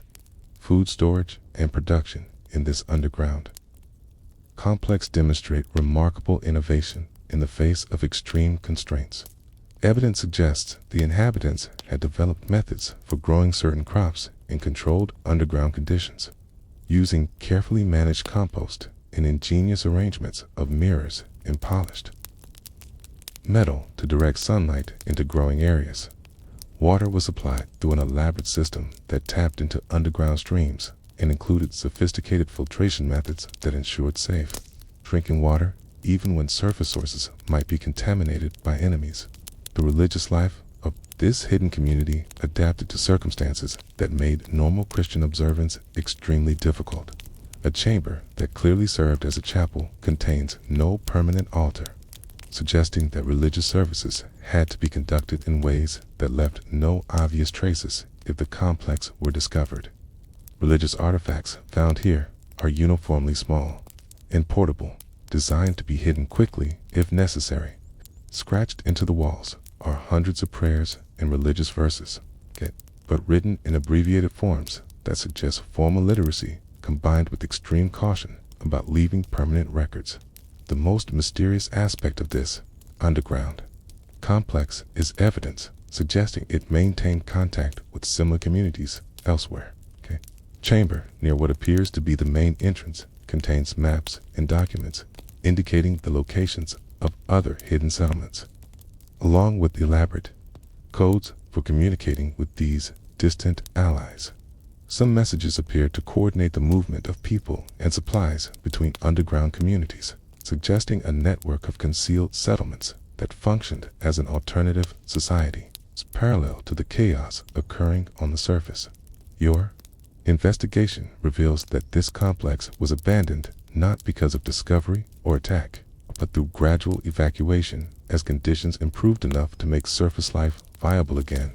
The careful way valuable items were removed and chambers were sealed suggests a planned withdrawal by people who hoped to preserve their refuge for possible future use.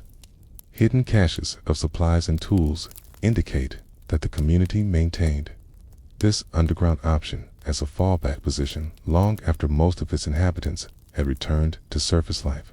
Similar underground complexes, though none quite as elaborate, appear at sites across England, suggesting that the creation of hidden communities was a widespread response to the chaos of the anarchy. Each site shows adaptations to local geography and resources, coastal communities that tapped into natural cave systems, river valley settlements that used existing Roman foundations, hill country refuges that incorporated natural rock formations into their defensive systems. The common elements suggest that knowledge about underground construction and concealment was shared widely, possibly through the same clandestine networks that facilitated other forms of cooperation during the Civil War. The most disturbing discoveries come from sites that appear to have been used for activities that fell entirely outside normal medieval legal and social frameworks. At several locations, you find evidence of what can only be described as systematic recycling of battlefield salvage on an industrial scale. These weren't simple scavenging operations, but organized enterprises that processed the aftermath of military conflicts with efficiency that suggests extensive experience and specialized knowledge. One such site, located in a remote valley that shows no signs of permanent settlement, contains massive pits filled with broken weapons, damaged armor, and personal effects clearly taken from the dead. But the organization of these deposits revealed systematic processing that went far beyond simple collection. Metals were sorted by type and quality, weapons were disassembled to salvage usable components, and even cloth and leather were processed for reuse. The scale of operations suggests that this wasn't the work of local peasants supplementing their income, but an organized enterprise that followed armies and processed their leavings on a commercial scale. The human remains associated with these battlefield salvage operations raise comfortable questions about the ethical boundaries that persisted during the chaos of civil war. Evidence suggests that bodies were processed not just for their possessions, but for materials that had commercial value, from clothing and equipment, metals from weapons and jewelry, even bones that could be processed into useful implements. This systematic exploitation of the dead reveals how completely normal moral constraints could break down when survival required adapting to circumstances that peaceful times never contemplated.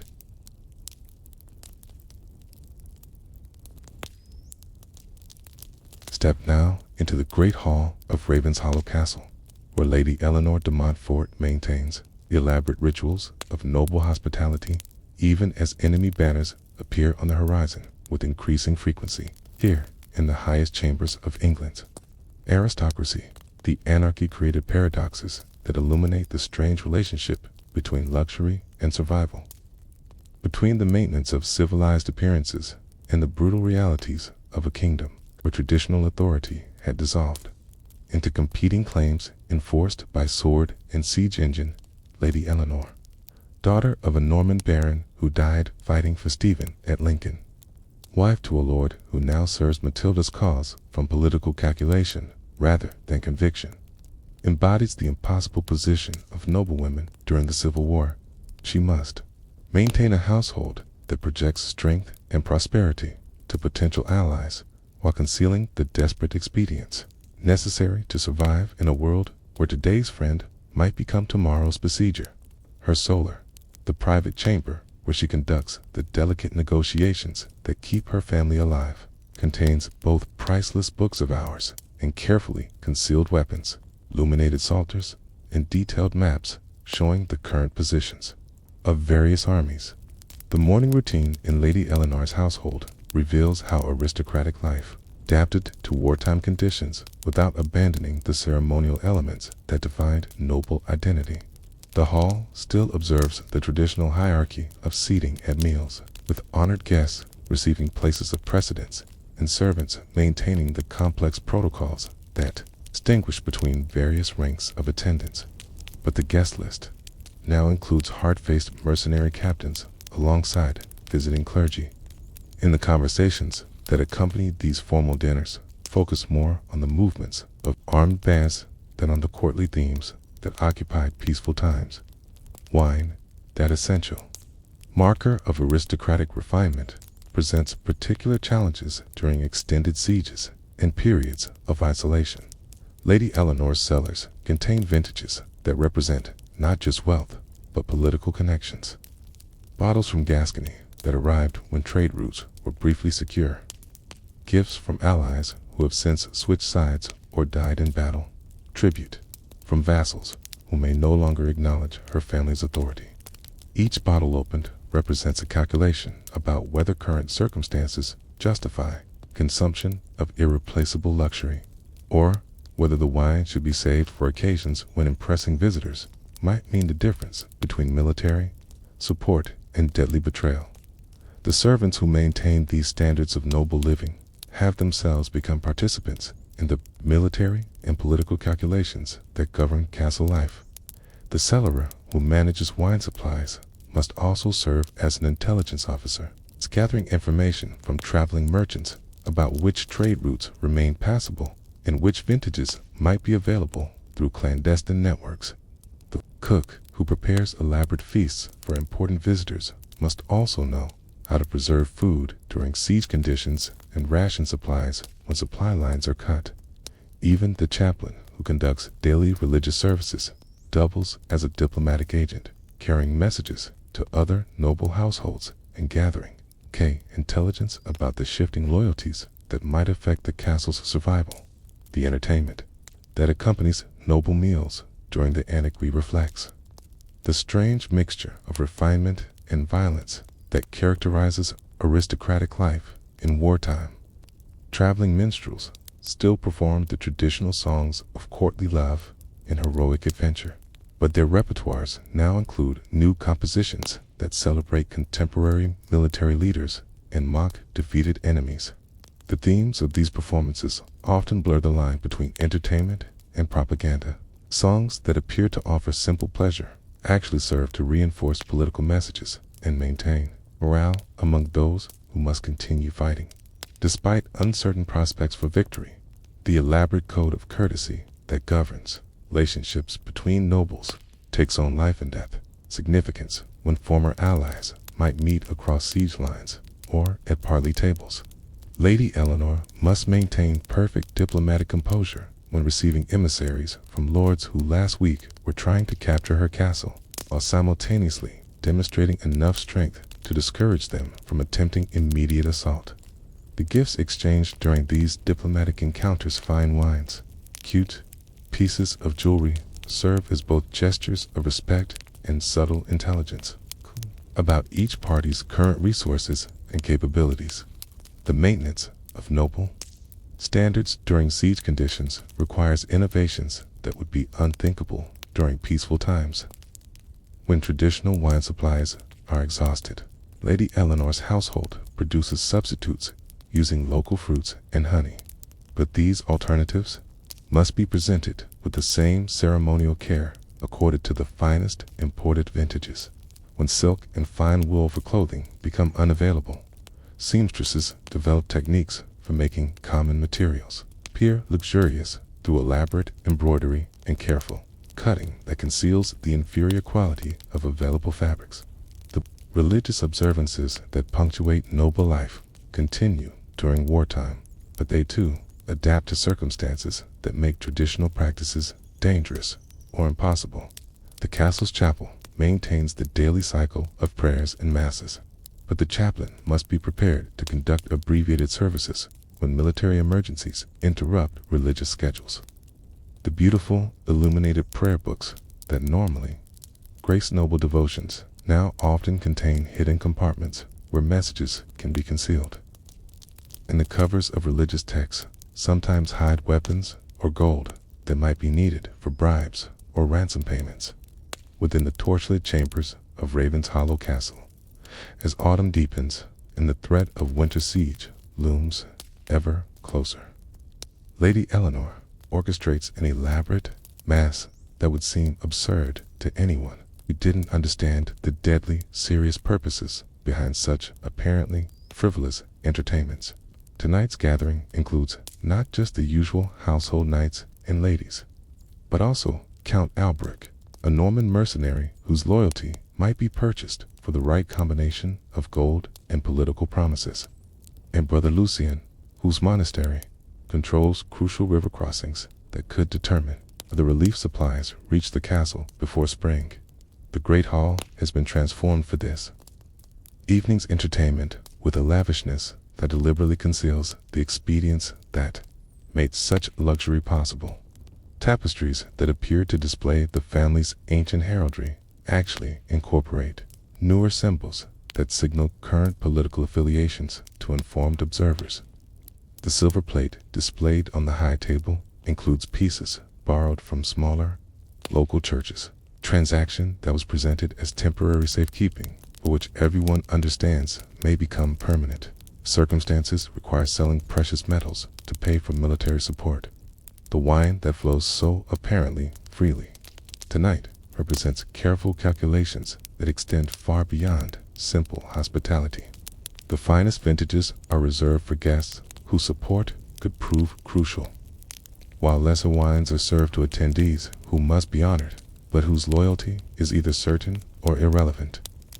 Lady Eleanor has learned to read the subtle signals that indicate when a guest's consumption suggests confidence in the castle's future versus desperate appetite of someone who expects this to be their last opportunity to enjoy such luxuries. The entertainment itself serves multiple purposes beyond the obvious need to demonstrate that the castle remains capable of mounting impressive celebrations despite external pressures. The songs performed by traveling minstrels include coded messages about the movements of various armies and the current status of political negotiations taking place at distant courts. The dances that occupy much of the evening provide opportunities for private conversations that cannot safely be conducted in more formal settings, while the masks worn by many participants offer plausible deniability for discussions that might prove dangerous if overheard by the wrong listeners. Young women of marriageable age, including Lady Eleanor's own daughter, Margaret, find themselves participating in elaborate courtship rituals that blur the line between romantic entertainment and military alliance building. Every dance partner, every exchange of favors, every whispered conversation during the evening's festivities carries potential political implications. Marriages contracted during these uncertain times serve primarily to cement military partnerships rather than to advance traditional dynastic goals. Margaret has learned to flirt charmingly while listening carefully for intelligence about her suitors, military resources, and political connections. The costumes worn by participants in tonight's masque demonstrate the ingenuity required to maintain aristocratic appearances when traditional sources of luxury goods have become unavailable. Gowns that appear to be made from the finest silk actually incorporate materials salvaged from church vestments, altar cloths, and even captured enemy banners. But the skilled needlework and elaborate decoration disguise these expedients so effectively that only the most expert observers can detect the substitutions. Jewelry worn by the ladies combines genuine precious stones with skillfully crafted imitations made from materials ranging from colored glass to carefully polished pebbles.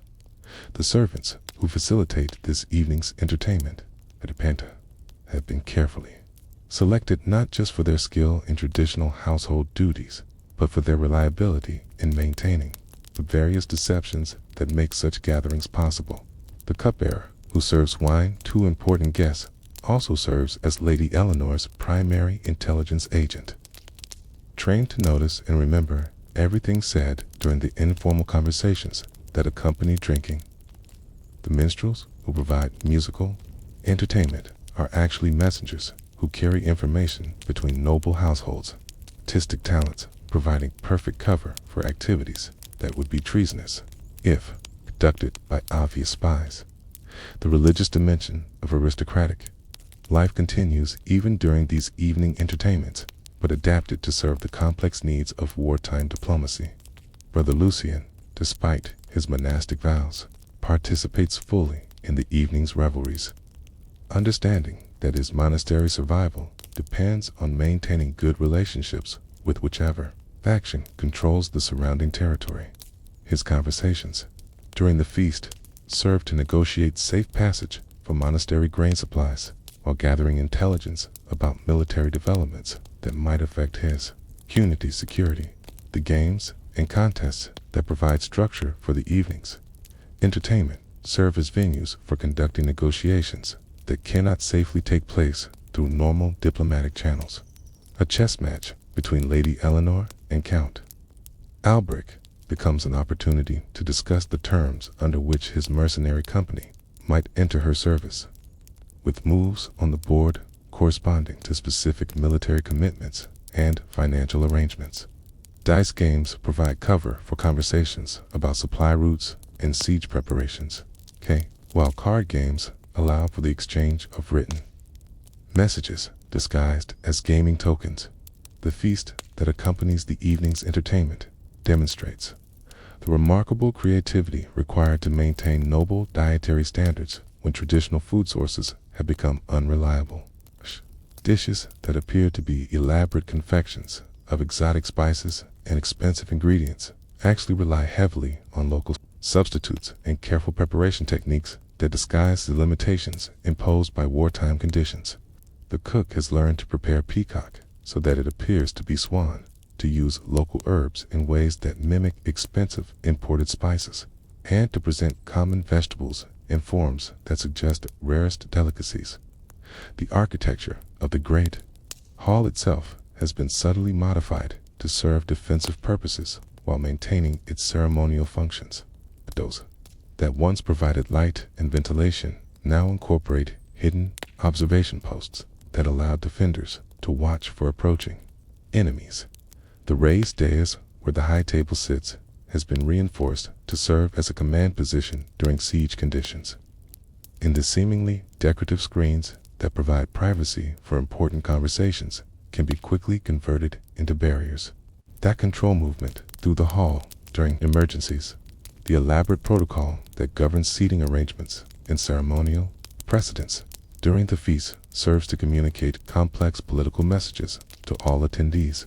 The placement of guests relative to the high table indicates their current status in Lady Eleanor's estimation, while changes in seating from previous gatherings signal shifts in political relationships that informed observers can read like a diplomatic dispatch. Even the order in which guests are served food and wine conveys information about alliances, rivalries, and the current balance of power within the region. The winter that settles over Raven's Hollow Castle in the year 1152 brings with it a sense of ending that permeates every aspect of noble life. Though whether it heralds the conclusion of the long civil war or simply the final chapter of Lady Eleanor's family story remains unclear. The great hall that has witnessed so many elaborate entertainments now serves as a war council chamber, where the harsh realities of dwindling resources and approaching enemies can no longer be disguised by ceremonial splendor and diplomatic courtesy. Lady Eleanor's morning routine begins now in the castle's armory rather than her private chapel, as she personally inspects the weapons and armor that may soon determine whether her family survives the coming spring. Her knowledge of military equipment, acquired through 20 years of intermittent warfare, allows her to assess the condition of mail shirts and the sharpness of sword blades with expertise that would impress professional soldiers. The elaborate gowns that once marked her status have given way to practical clothing that allows for rapid movement and conceals the light armor she now wears constantly beneath her outer garments. The household that once revolved around the rhythms of courtly entertainment has transformed into a military organization where every member understands their role in the castle's defense. The young pages who once served at table now train with weapons alongside the men-at-arms. Their small size making them ideal for defending the narrow passages and hidden positions that could prove crucial during siege warfare. Lady Margaret, who learned courtly dancing and musical skills during peaceful interludes, now spends her days studying the art of treating wounded soldiers and managing siege supplies with the same dedication she once applied to mastering complex embroidery patterns. The wine cellars that provided the foundation for so many diplomatic entertainments have been systematically cataloged and rationed, with each bottle representing a calculated decision about whether immediate consumption, for morale purposes, outweighs the potential value of preserving luxury goods for desperate negotiations with enemies or uncertain allies.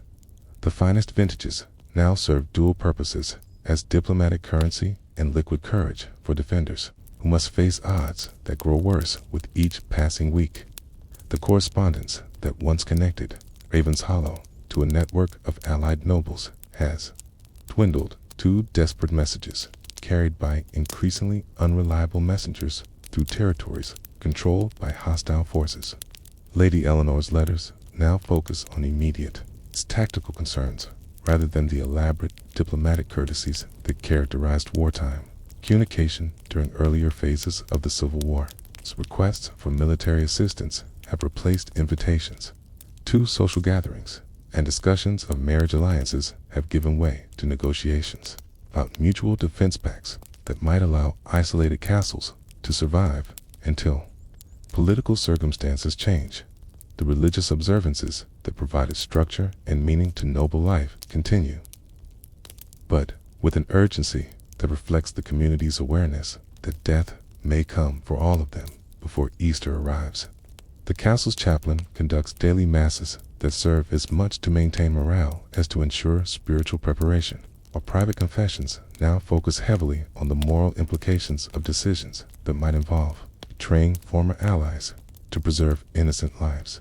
The beautiful, illuminated prayer books that once graced the family's devotions have been supplemented by simpler texts that provide practical guidance for facing death with dignity and courage.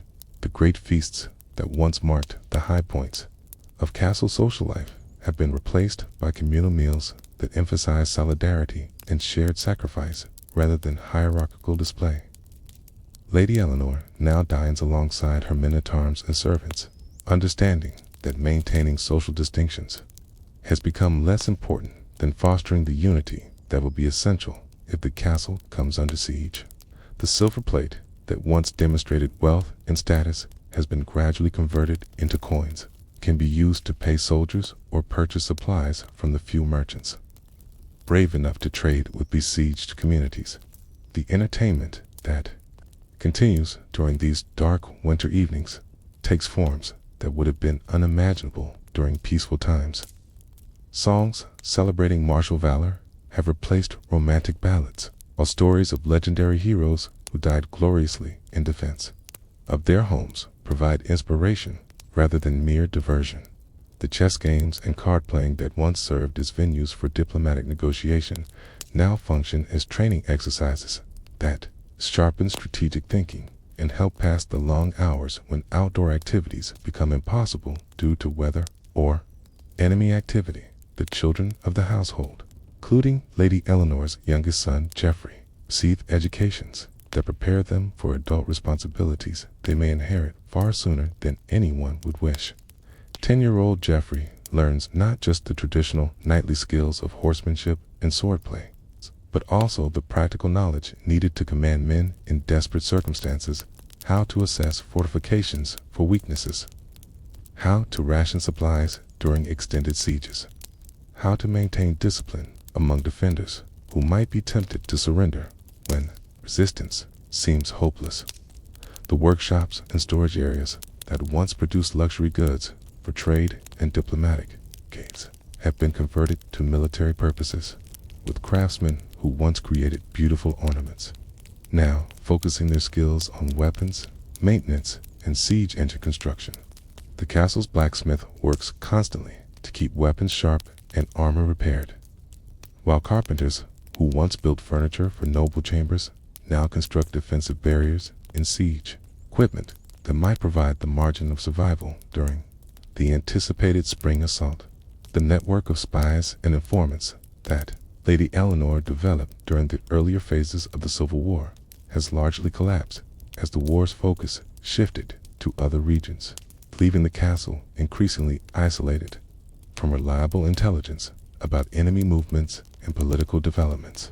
The messages that do arrive often contain contradictory information about which faction currently controls nearby territories, making it difficult to plan defensive strategies or identify potential sources of assistance. The medical preparations that occupy much of the household's attention during these winter months reflect hard-learned lessons about the realities of siege warfare.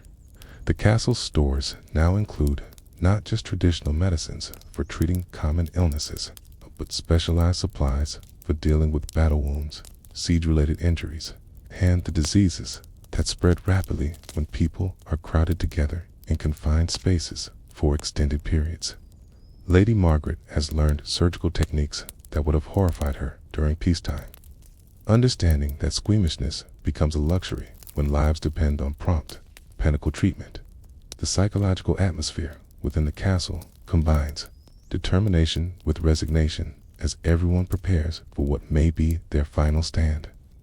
Veterans of previous sieges share their knowledge with younger defenders, tasking on both practical techniques for survival and mental strategies for enduring the psychological pressures of prolonged siege warfare. The bonds that develop between defenders transcend traditional social hierarchies, as shared danger creates relationships based on mutual dependence rather than inherited status.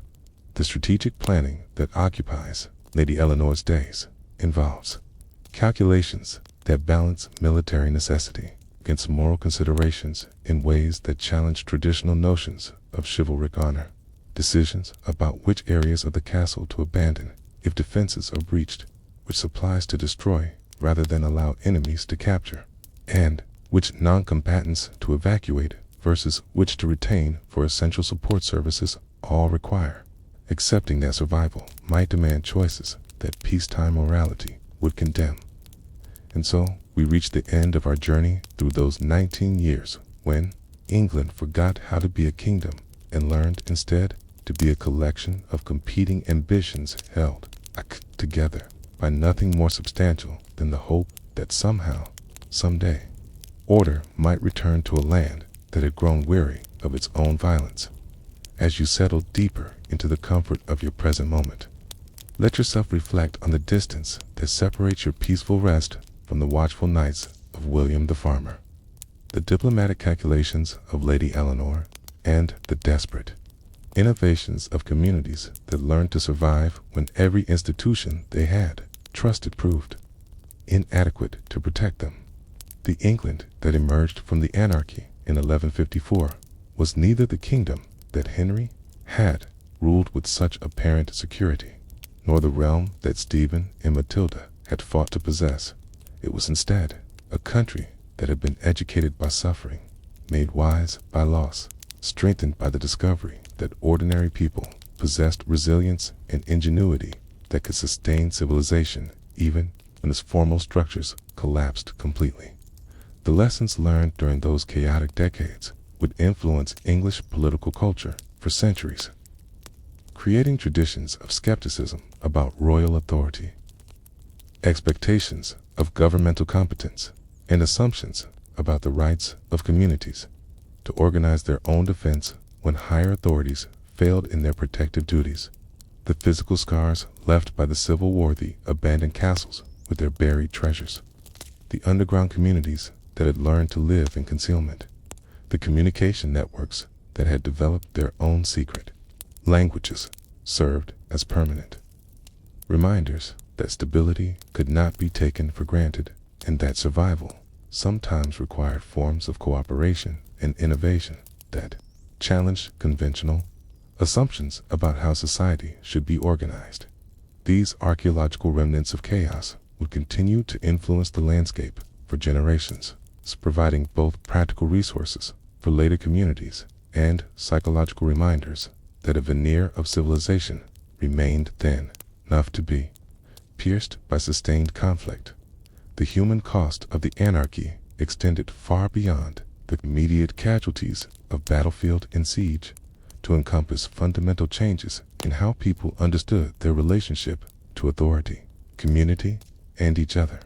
Children who had grown up during the Civil War developed different expectations about government than their parents had known, while women who had assumed unprecedented responsibilities during wartime found their roles permanently altered in ways that would gradually transform gender relationships throughout English society.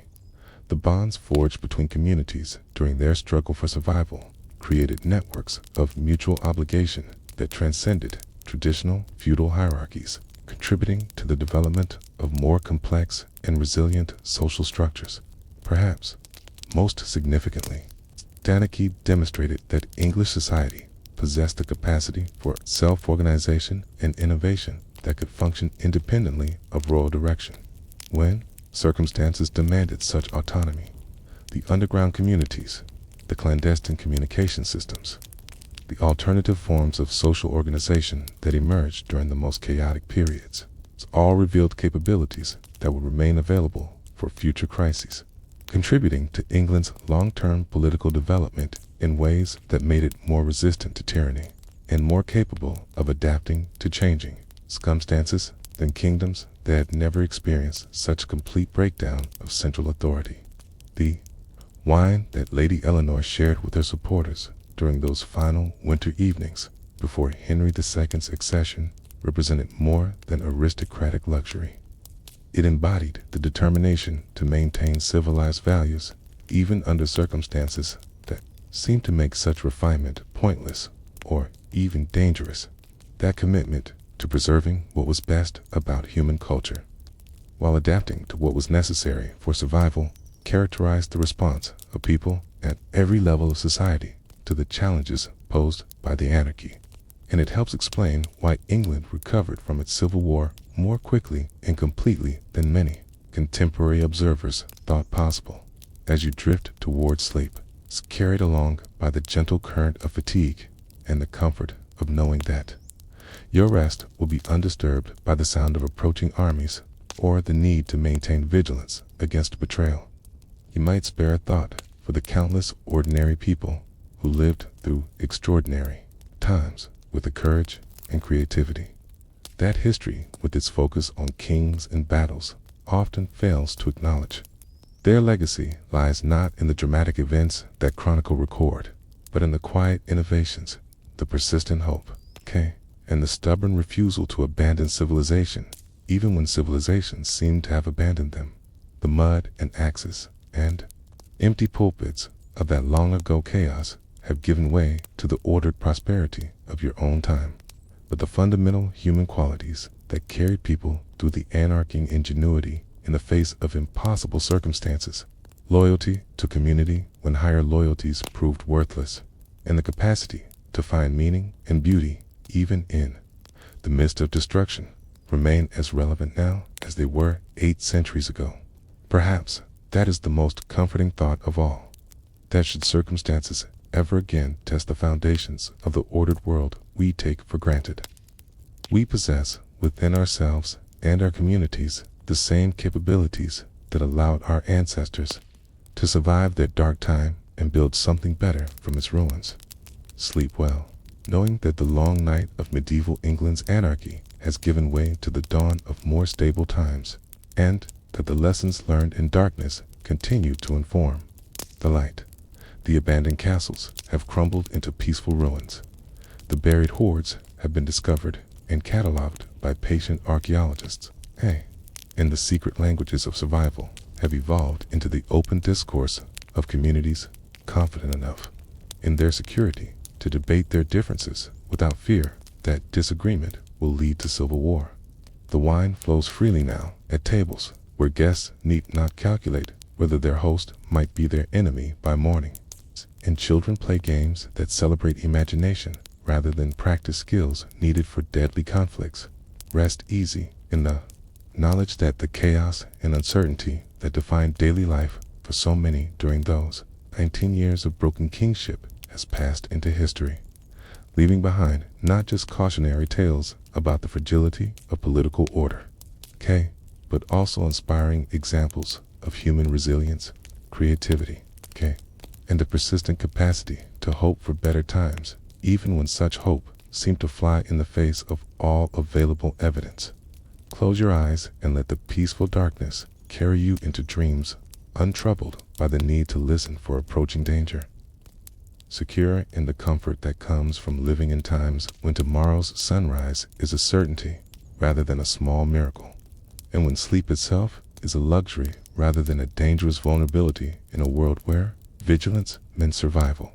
The anarchy has ended, the kingdom has been restored, and the long peace settles over England like a gentle blanket under which you can rest without fear, carrying with you into dreams the stories of those who endured so that you might enjoy the security they helped to create through their sacrifices, their innovations, and their stubborn refusal to let chaos have the final word in a long conversation between order and disorder that defines human civilization.